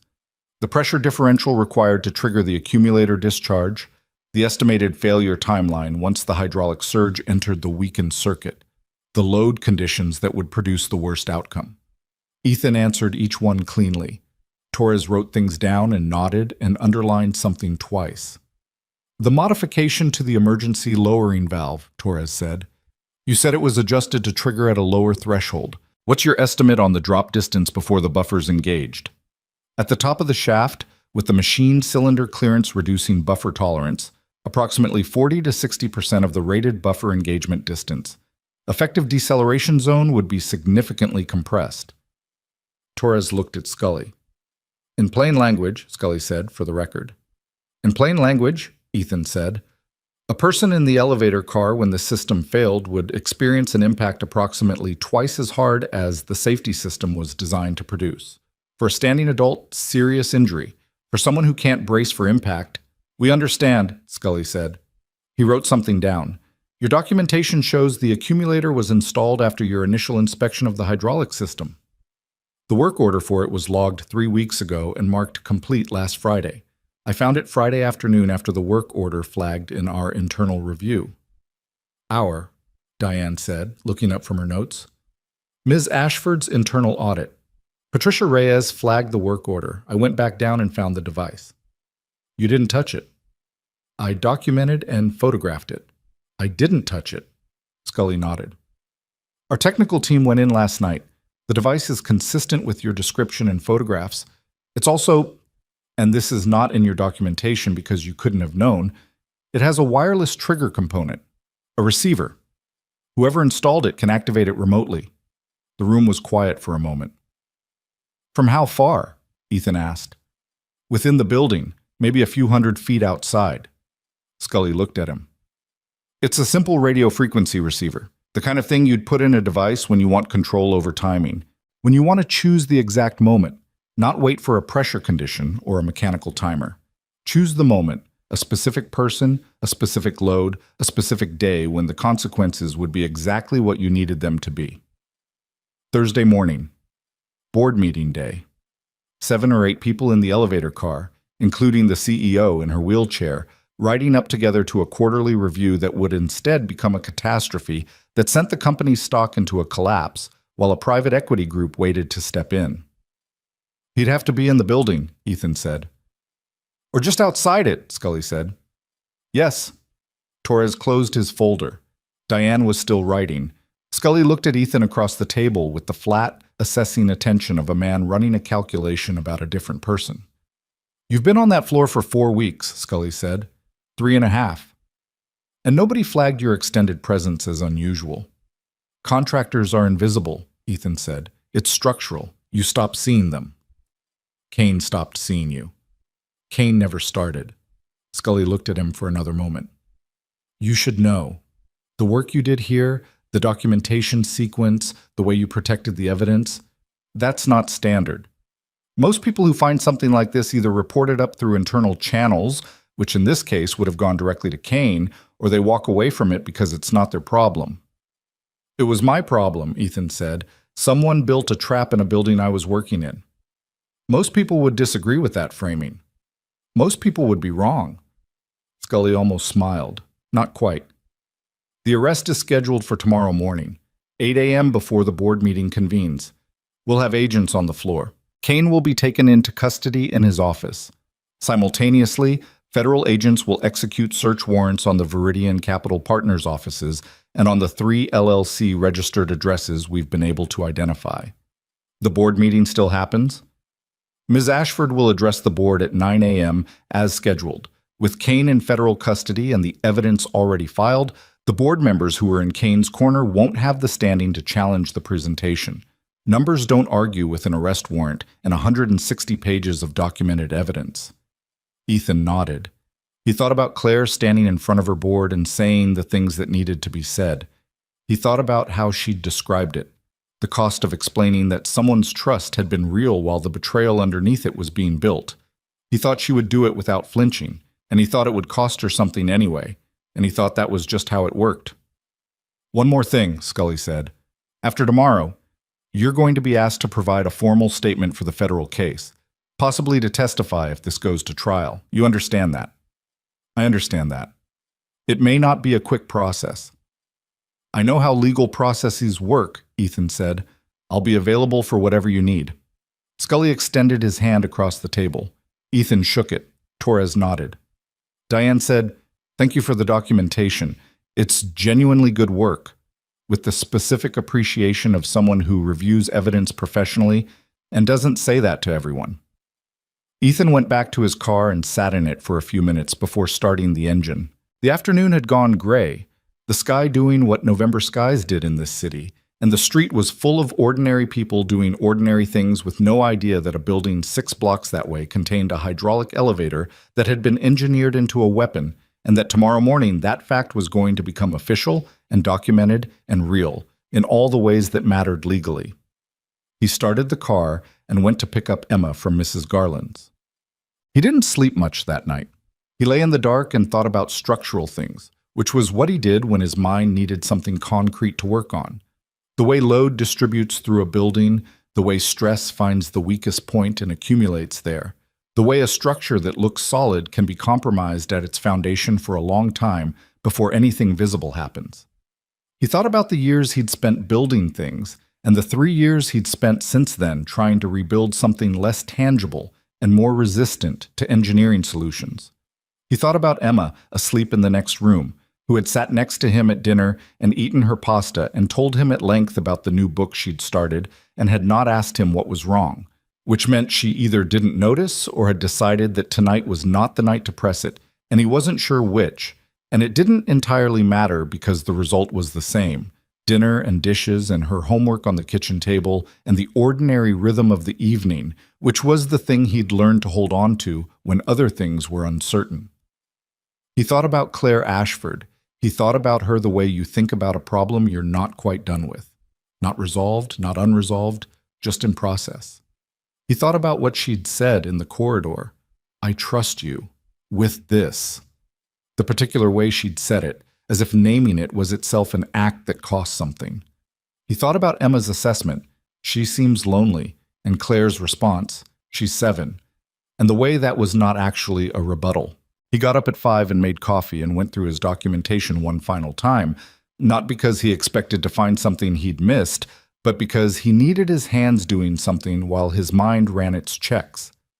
Everything was in order. Everything had been in order since the 3rd time he'd checked it 2 days ago. He put it away and drank his coffee and watched the city come light through the kitchen window. He arrived at the building at 7:15 with Emma, who had been told only that today was an important day and that she needed to stay in her spot no matter what. She had accepted this with the gravity it apparently warranted and packed an extra book. The lobby was normal. The building was doing its ordinary morning things: security desk, coffee cart, the flow of people through the revolving doors. Ethan scanned the space with the automatic attention he'd developed over the past weeks and identified 2 people in the lobby who were not part of the building's regular population: a man reading a newspaper near the elevator bank who had not turned a page in the 4 minutes Ethan had been watching, and a woman in business clothes near the security desk who was looking at her phone but whose eyes moved around the room on a pattern that had nothing to do with what was on her phone. Scully's people. They were good. Most people wouldn't notice them. Ethan nodded at neither of them and took Emma to the freight elevator and went up. The executive floor was quiet. Too early for most of the staff, the lights still on the lower pre-business hours setting, the corridor empty except for the cleaning crew finishing up near the far end. Ethan set Emma up in her spot. She took out her book and opened it and looked at him once. "I'm fine," she said. "Go do what you need to do." "You're not, Dad?" She gave him the look. "I'll stay right here." "Go." He went. He had no role in what was about to happen. He was clear on that.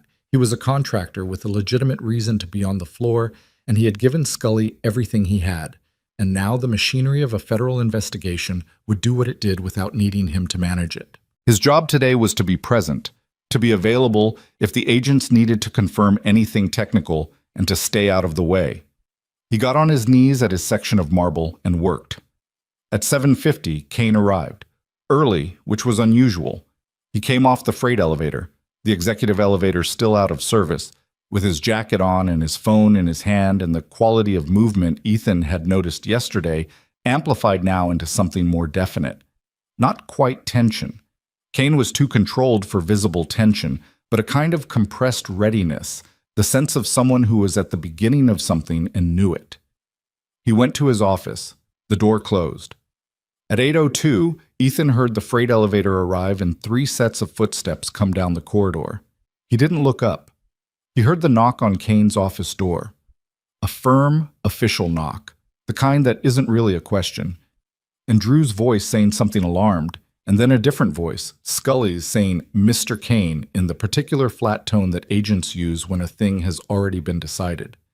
Kane's voice then, which Ethan heard for the first time at full volume without the managed performance layered over it. Sharp, controlled, dropping immediately into the register of someone reaching for their phone and their lawyers simultaneously. You can't, I want to speak to Mr. Kane. Scully again, flat, patient, absolutely certain. You're being placed under federal arrest. Please don't reach for your phone. A silence, then the sound of movement, a chair, a door opening fully. Ethan kept his hands on the marble. He heard them pass behind him. 3 sets of footsteps, one of which had a different rhythm now, less purposeful, more managed. He didn't turn around. He heard the freight elevator arrive and the doors open and then close. And then the floor was quiet again in the particular way it's quiet when something that has been building for a long time has finally finished building and released.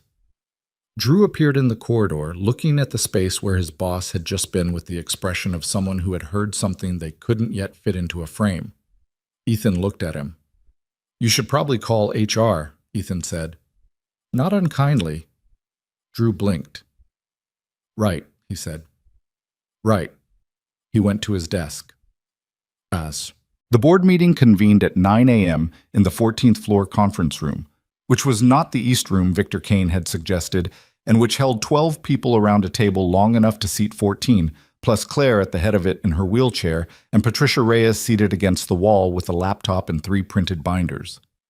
Ethan was not in the room. He was in the corridor, on his knees over the last section of marble he had to finish, close enough to the conference room door to hear the quality of sound from inside without hearing the words. He heard Claire's voice, steady, even, the particular register she used when she was presenting rather than conversing. He heard the room shift once, early, when she said something that produced a response he couldn't make out, and then quiet again as she kept going. He heard the rustle of pages as the binders were opened, and a longer silence that had the quality of people reading, and then voices, more than one, overlapping, questions, the rise of something that wasn't quite argument but was close to it, and then Claire again, steady, not raising her volume, answering what was being asked with the flat authority of someone presenting documented fact and declining to be rattled about it. It went on for an hour and 40 minutes. When the door opened, the board members who came out first had the expressions of people who had just had a significant portion of their understanding of a situation revised and were working through the implications. 2 of them, the ones Ethan had identified in his own assessment as Kane's closer allies on the board, looked specifically like people whose ground had just shifted under them in a way they hadn't anticipated and couldn't argue against. Because there was nothing to argue against. Because the documentation was thorough, and the arrest had already happened, and the shape of what had been done was not a matter of interpretation. Patricia came out and went to her office without speaking to anyone. Claire came out last. She came to the corridor and stopped beside Ethan's section of floor and looked at the marble he was fitting into place, the last piece as it happened.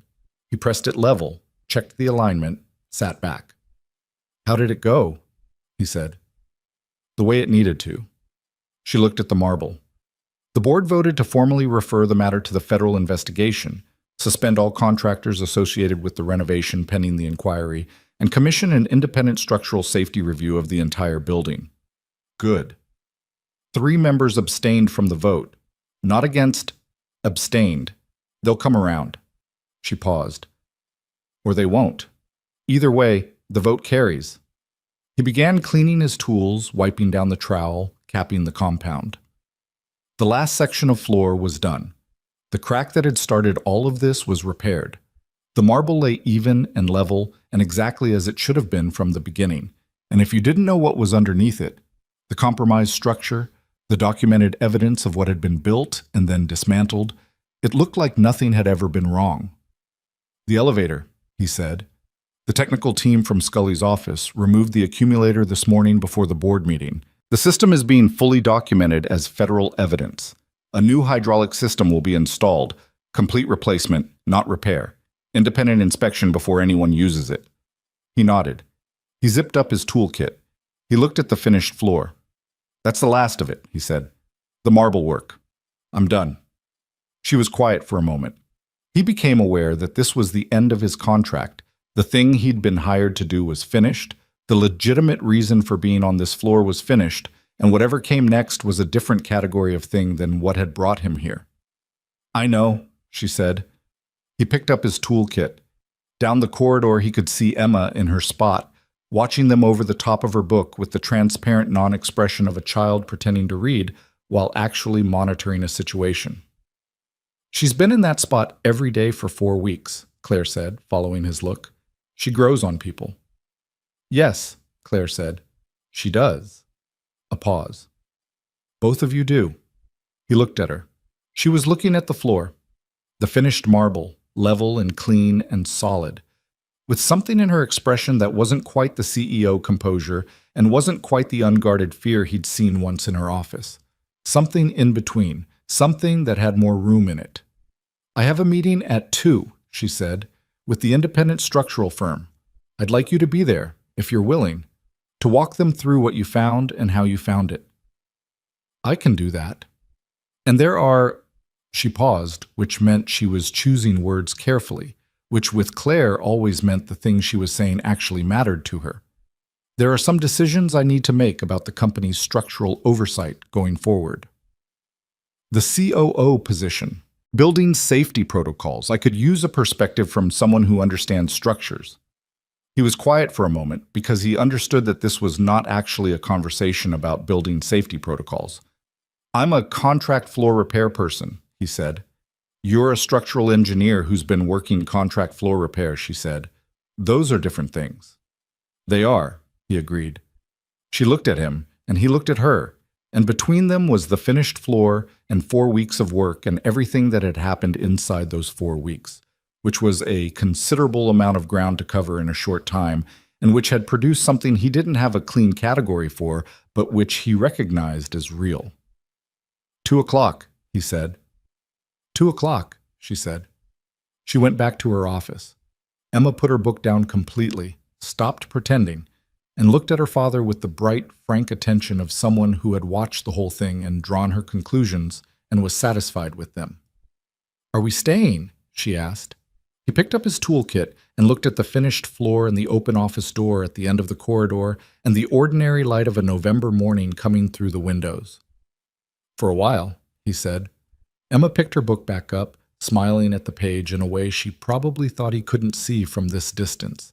He could see it fine.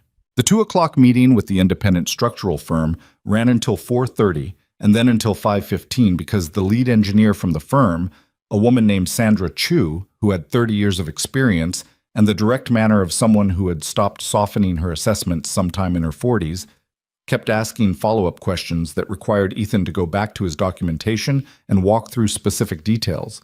And Sandra Chu was not the kind of person you rush through specific details with.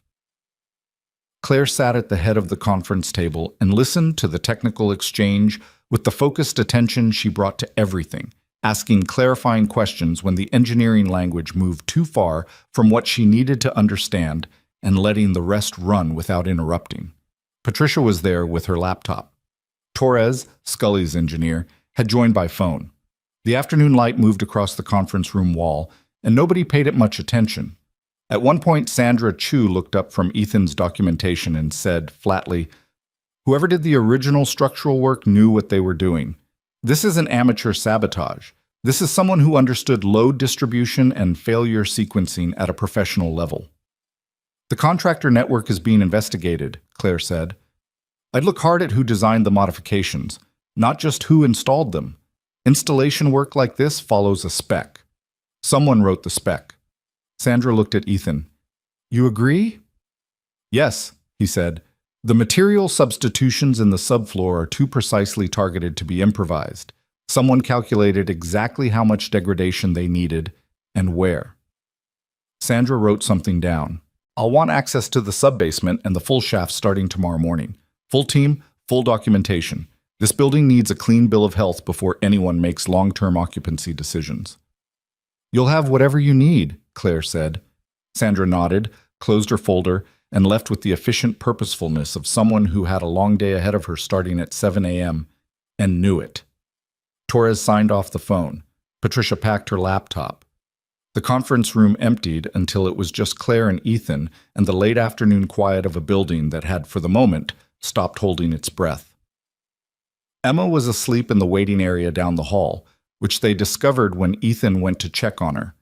Genuinely asleep, her book open on her chest and her head tilted against the chair back, in the boneless way children sleep when they've pushed past tired into simply gone. He stood in the doorway and looked at her for a moment. "She's been here a long time today," Claire said from behind him. "She doesn't complain." "I know. That's its own kind of complaining, a little." He looked at Claire. She was looking at Emma with an expression that had nothing managed about it, just open, the way people look at children who are asleep and can't look back. "I'll get her home," he said. "Of course." A pause. "Ethan." She said his name the way she said things that mattered to her, without preamble, without softening the front of it. "What I said earlier about the COO position, about needing a structural perspective, I wasn't being abstract." "I know you weren't. I'm not offering you a job because you found the elevator problem. I want to be clear about that. The finding was," she paused, looking for the right word, "that was you being exactly who you are. I'm not trying to pay you back for it. That's not what this is." "What is it?" She looked at him steadily. "A company that makes decisions the way this one has been making them. Approving contractors without sufficient oversight, filing safety reports that disappear into the wrong hands, allowing someone to run the operational side of a building without adequate checks. That company needs someone who understands structures. Not just buildings. Structures. How things are supposed to hold weight and what happens when they don't." A pause. "You understand that in a way that most people who've spent their careers in boardrooms don't." He was quiet for a moment. In the waiting area, Emma shifted in her chair and settled again without waking. "I'd want to think about it," he said. "I'd want you to think about it," she said. "I'm not asking for an answer tonight." He looked at his daughter, asleep in the chair. He thought about the 3 years since the accident, the consulting work and the contract jobs, and the feeling of being in motion without quite having a destination, which was different from the years before when the motion had direction built into it.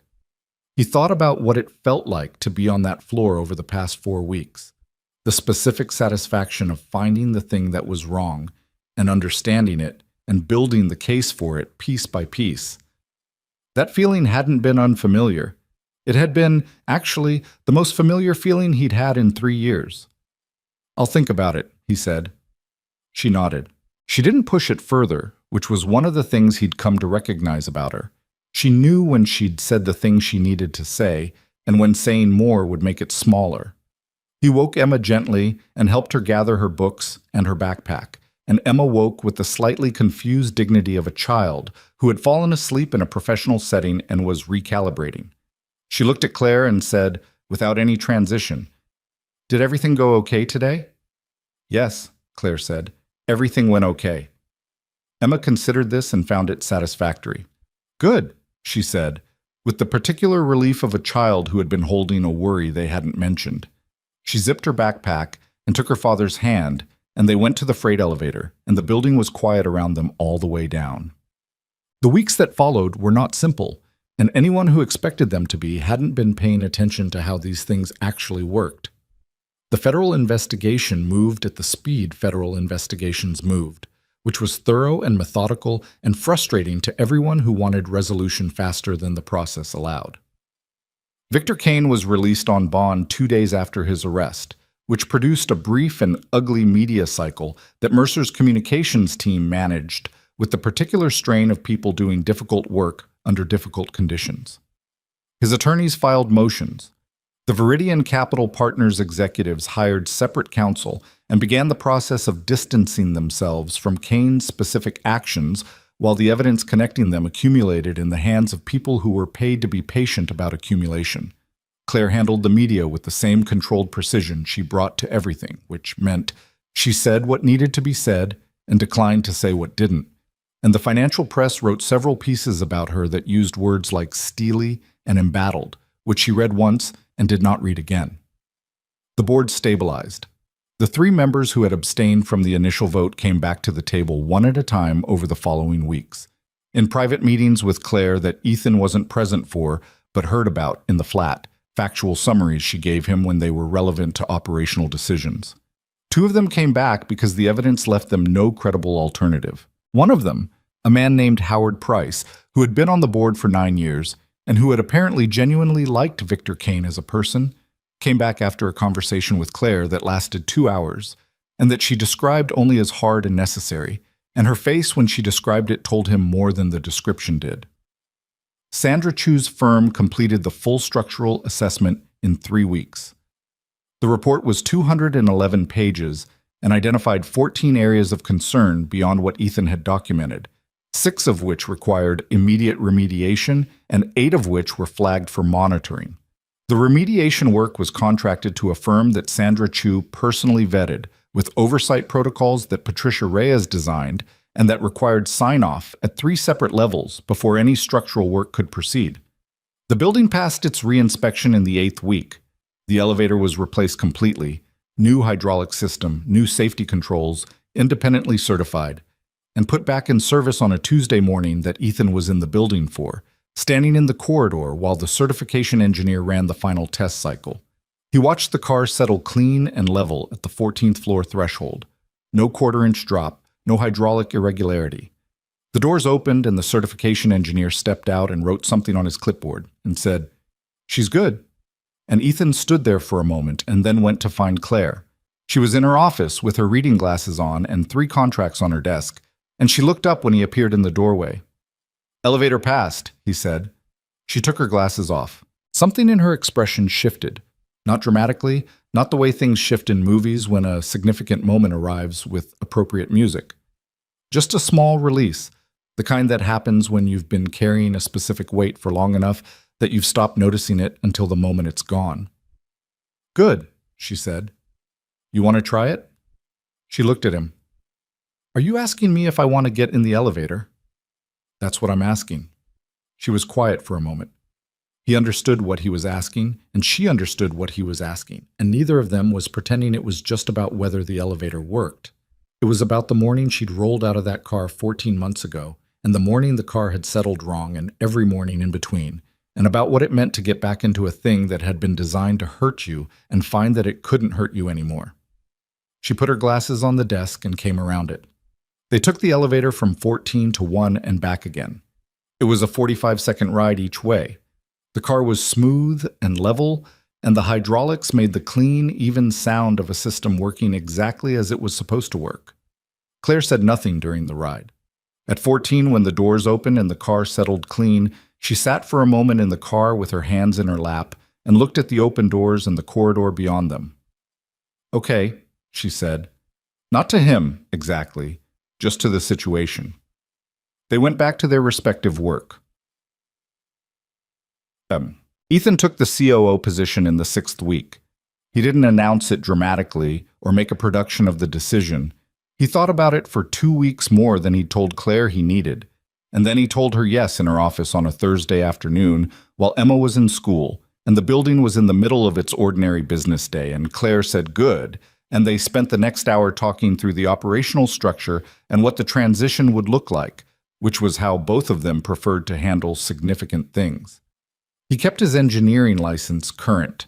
That had been a non-negotiable internal condition, not one he stated to Claire, just one he held for himself. He was not becoming a pure executive. He was bringing what he knew into the work, and what he knew was structural, and the license was the physical evidence of that. He renewed it the same week he signed the employment contract, sitting at his kitchen table with his coffee and his laptop in the early morning quiet, and it felt like keeping a promise to a version of himself that he hadn't entirely lost. The job was harder than the technical work in the ways that people tell you it will be, and that you don't entirely believe until you're in it. Managing people was not like managing structures. Structures behaved according to physics, and people behaved according to the particular combination of ambition, fear, history, and exhaustion that they carried with them every day, and sometimes those things aligned with what the work needed, and sometimes they didn't. And the job was figuring out the difference and doing something useful about it. He wasn't always good at the people parts. He said too little in some meetings and too much in others. He made a decision in his third month that turned out to be wrong and had to be reversed, which cost 3 weeks of remediation work and a conversation with Claire that was uncomfortable and necessary, and that she handled with the directness he'd come to rely on. Here's what went wrong. Here's what we do about it. Here's what we learn. He appreciated the lack of comfort. He'd worked for people who softened corrections into suggestions and suggestions into implications, and by the time the implication landed, the problem was bigger than it needed to be. Claire was not that. Claire told you the thing, and then she let you handle it, and then she moved on without revisiting it, which was its own kind of respect. He also wasn't wrong about the work more than that once in the first 6 months, which was a reasonable record for someone who was learning a new form of something he already understood at a different level. Patricia Reyes became, unexpectedly, something close to a friend, or the professional version of it, which in an office was sometimes more durable. She had a dry humor that appeared only after the third or fourth interaction, and that was worth waiting for, and she had the specific gift of remembering exactly what someone had said in a meeting 4 weeks ago and connecting it to something they were saying now, which made conversations with her feel more like conversations than most. She also had strong opinions about the coffee situation in the executive kitchen and was not shy about expressing them, which Ethan found oddly reassuring. A person who cared that much about small things was usually paying attention to large ones too. Dennis Pratt remained Dennis Pratt, which was to say mildly anxious and slightly avoidant and fundamentally decent. And he improved under the new oversight structure in the way that some people improve when the structure around them is clearer. Not because they were bad before, but because ambiguity had been making their natural nervousness worse. He started making eye contact. He stopped sending emails that were primarily apologetic in tone. By the 4th month, he had replaced the flickering fluorescent tube in the sub-basement mechanical room, which had been flickering since before Ethan arrived, and which nobody had fixed because nobody had been paying attention to the sub-basement, and Ethan noticed it on a routine inspection and felt an unreasonable satisfaction about it. Sandra Chu's firm stayed on retainer for the building safety oversight, which was Sandra Chu's condition for the arrangement and which Ethan had agreed to immediately and without negotiation, because he understood the value of having someone with 30 years of experience and no internal politics looking at your structures on a regular basis. Sandra and Ethan developed a working relationship that consisted primarily of technical arguments conducted in a tone of mutual respect, which suited both of them. The trial, when it came, was 14 months after the arrest. It was not glamorous, and it was not quick, and it produced a week of media coverage that Mercer's communications team managed with the practiced efficiency of people who had been through the first wave and knew what to expect from the second. Victor Kane was convicted on 7 counts: corporate fraud, financial manipulation, conspiracy to commit corporate sabotage, and 3 additional counts related to the Viridian Capital Partners arrangement that the federal prosecutors had spent 14 months building into something airtight. The 2 Viridian principals entered plea agreements in the month before the trial, and their testimony was part of what made the case airtight. Kane's attorneys had argued for the minimum at sentencing, and the judge had not given them the minimum. Ethan testified for 2.5 hours. He described what he found and how he found it, and what it meant structurally, in the flat engineering language that made juries trust you, because it didn't sound like it was trying to persuade them. Just tell them the facts and let them be what they were. The defense attorney cross-examined him for 40 minutes and did not land anything useful because the documentation was thorough, and Ethan had been through it enough times to know exactly what he'd seen and exactly what he could claim with certainty and exactly where the limits of that certainty were. And a witness who knows the limits of their own certainty is very hard to undermine. Claire testified the following day. He wasn't in the courtroom for her testimony. He'd given his and left, which was the correct procedure. But Patricia had been there and described it afterward with the economy of someone who didn't dramatize things. She was very calm and very precise, and the jury believed every word she said, which was, Ethan thought, exactly right. Certainty was earned, not performed, and Claire's certainty had been earned through 4 weeks of late nights and careful documentation and a board meeting that had cost something, and the jury could feel the difference. The foundation came out of a conversation between Claire and Emma that Ethan was not present for and heard about afterward, which he suspected was deliberate on Claire's part. Emma had been in the building on a Saturday. There were occasional Saturdays, now that Ethan worked there, when she came in and did homework at his desk while he handled things that had piled up during the week, and she had developed strong opinions about the building on weekends, which she found superior to the building on weekdays. Primarily because the executive kitchen had better snacks on Saturdays due to what she had identified as a restocking pattern that nobody else had bothered to analyze. She'd found Claire in the building, which happened on some Saturdays, and they'd talked for a while in Claire's office, and what Emma had apparently said, with the direct, uncalibrated honesty that was her natural register, was this: "My friend Jalen's dad works 2 jobs and he still misses stuff at school sometimes. Not because he doesn't care, just because there's too much." Claire had asked what kind of stuff. "Field trips," Emma had said, "and the science fair, and the reading assembly. The big things." Claire had thought about that. 3 months later, the Mercer Foundation for Working Families launched with a focus on career development programs for single parents and expanded accessibility infrastructure across all of Mercer's owned properties. Ramps, elevators, building layouts that didn't require you to plan your route through a space the way you planned around an obstacle course. The foundation was not announced with a press release written to generate coverage, which Ethan thought was a good sign. It was announced in an internal memo to Mercer employees first, explaining what it was and why, and the press coverage came afterward because reporters noticed the memo, which was a different order of operations than most corporate philanthropy, and told you something about the intent behind it. Emma was mentioned in the internal memo. Claire had asked her permission first, which Emma had given with the gravity of someone aware that this was a significant thing, and the delight of someone who was also 7 months past her 8th birthday and had just had her name put in an official document. The accessibility upgrades across Mercer's properties took 18 months to complete fully. Ethan oversaw the structural components. Sandra Chu's firm certified the modifications. Patricia's team audited the contractor selection process with the thoroughness that had become standard in a company that had learned expensively what happened when contractor selection was allowed to become a private arrangement. The work was not glamorous, and it was not fast, and it generated the specific satisfaction of things done properly.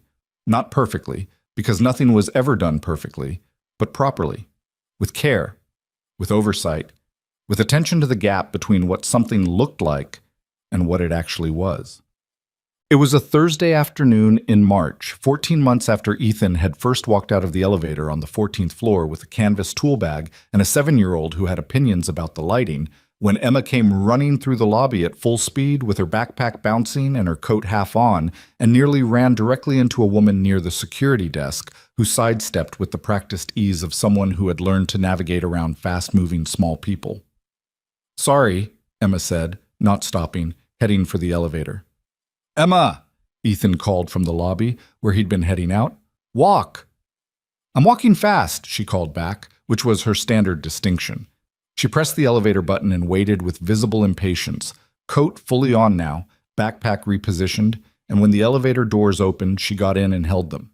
Ethan reached the elevator and stopped before getting in, which he still sometimes did, just a half-second pause, a brief acknowledgement of what that elevator had been before it was fixed, before he stepped inside. Emma had noticed this habit months ago and had never mentioned it, which was its own form of understanding. He stepped in. The doors closed. The car rose smoothly through the building, hydraulics clean and even, the sound of a system working exactly as it was designed to. "Dad?" Emma said. "Yeah." Claire said yes. He looked at her. "To what?" "I asked if I could be involved in the foundation school program. Like, actually involved, talking to kids about it." Emma was looking at the elevator doors with the studied casualness of someone who had planned this moment and was now executing it. She said yes. She said I could help design the materials for the student outreach component. He stared at his daughter. "I asked her last week," Emma said, still with the studied casualness. "I didn't tell you because I wanted to make sure she said yes first, so I wasn't getting your hopes up for nothing." "My hopes?"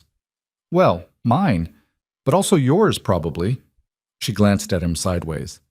"You think it's a good idea?" He thought about Emma at 7, sitting in a chair outside an office with her book, migrating down a hallway in the particular way she had of being exactly where she intended to be while appearing to have arrived there by accident. He thought about her asking Claire if she missed walking and telling her that some things got easier to carry. He thought about her noticing that a man was too calm and asking questions he already knew the answers to and reporting it clearly, in the corridor, to two people who needed to hear it. "I think it's a very good idea," he said. The elevator reached the 14th floor and settled clean and level. The doors opened. Emma was already moving, backpack over her shoulder, heading down the corridor with the purposeful energy of someone who had places to be. Claire was in the hallway, coming from the direction of the conference rooms, reading glasses on top of her head, tablet in her lap. She looked up when she heard Emma and smiled in the brief, genuine way she smiled when she wasn't thinking about whether to smile. Not the CEO version, just the version that was hers, the one she'd been extending into more rooms over the past year. "She told you," Claire said to Ethan. "She told me." "I assumed she would."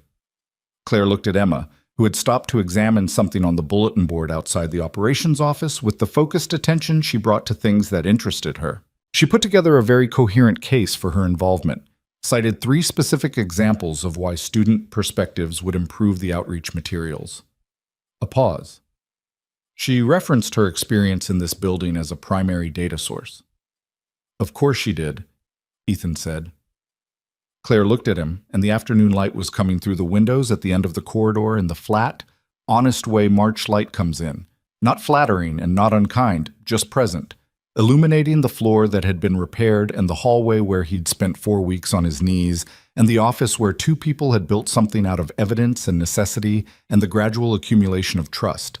Not a clean light, not a transformative light, just the light that showed things as they were. "The board approved the Q2 capital allocation for the foundation," she said. "I saw the memo. Sandra's team is starting the Riverside property accessibility work next month." "I know. I'm in the kickoff meeting Monday." She looked at him for a moment, then looked at the floor, the finished marble, solid and level, and then at Emma, who had finished with the bulletin board and was now standing near the elevator with a proprietary air, as if she'd been there before and had some claim on the place, which in fact she did. "This building," Claire said, and stopped. He waited. "When I came back after the accident," she said, "I thought the hardest thing was going to be what people saw when they looked at me. The wheelchair. The accommodation requests. The way some people overcorrect and others don't correct at all. And you end up managing their discomfort on top of your own." She paused. "It wasn't the hardest thing." "What was?" "Trusting the building." She said it simply, without drama. Trusting that the floors were solid, that the elevator was what it appeared to be, that the structure would hold. She looked at the hallway around them, the lights, the floor, the walls. "I came back to work and I told myself it was fine, and I did a reasonable job of believing that, and somewhere underneath it, I was aware that I didn't know what was in the walls." He was quiet. "And now I do," she said. "Not because everything is perfect. Sandra's report found 14 areas of concern. Some of them are still being addressed. But I know what they are, and where they are, and what's being done about them, and who's responsible for doing it. That's..." She paused. "That's actually what safety is. Not the absence of problems. Knowing the problems, and knowing they're being handled." He thought about that. He thought about 11 years of structural work and the simple truth at the center of all of it, which was that no structure was without flaw, that what distinguished a safe building from an unsafe one was not perfection but transparency and maintenance, and the willingness to find the thing that was wrong before it became the thing that failed. He thought about the crack in the marble that had started all of this, not a catastrophe, not even a real danger in itself, just the visible signal of something invisible underneath, which was what surface cracks always were if you knew how to read them. "That's the job," he said. "Yes," she said. "It is." Emma had drifted back toward them in the way she had of reappearing when a conversation was at a natural point for her to enter it, and she stood beside her father and looked between the two of them with the frank, assessing attention that had never dimmed regardless of how many rooms she'd sat in or how many adult conversations she'd observed from her chair by the window. "Are we staying for the afternoon?" she asked. Claire looked at Ethan. "Part of it," he said. "I have a 4 o'clock I need to finish by 5:30 so we can be out of here." Emma processed the math of this. Okay, she said. I'll be in your office. She started down the corridor, then stopped and turned back. Claire, she said, the new chairs in the waiting area are better than the old ones. Claire looked at her. I had them replaced last month. I know, Emma said with the confidence of someone who keeps track of these things. Good call. She went down the corridor and turned into Ethan's office and disappeared. The hallway was quiet for a moment.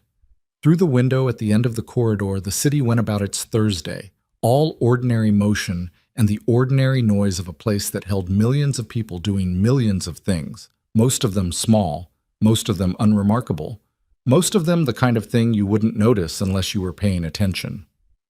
There was a version of the world in which Ethan Carter had fixed a crack in the marble, filed a work order, collected his payment, and moved on to the next job. There was a version in which the elevator had come down one morning when it was ready to come down, and the investigation that followed had pointed at a contractor network and a dead paper trail and eventually settled into the category of tragedy that was no one's fault. There was a version in which Claire Ashford had spent 4 more years in a building she didn't entirely trust, managing the low-grade awareness of something wrong that she couldn't name, until the company that she'd built absorbed enough invisible damage to become something she didn't recognize anymore. None of those things happened. What happened instead was a man on his knees noticing the thing under the thing and not walking away from it, and a woman who was smart enough to listen when someone told her what they'd found. 2 people who were both carrying damage of their own and who had not let that damage make them smaller, which was not a small thing. Most damage did make people smaller. The effort required to refuse that particular outcome was ongoing and imperfect and never fully finished, and both of them knew it, and that was part of what made the ground between them solid. Not built on resolution, not built on the neat end of hard things, built on the understanding that the hard things didn't end, they just became manageable, and that manageable was enough to build on. That manageable was, in fact, everything. 4 o'clock, Claire said, and went back to her office. Ethan stood in the corridor for a moment longer, in the March light, in the building that had been mapped and documented and repaired and was still in the process of being understood. Then he went to his office, where Emma had taken over one corner of his desk for her homework, with the calm authority of someone who had decided long ago that this space was partly hers, and sat down at the other side and got back to work. The building held them both. That was enough.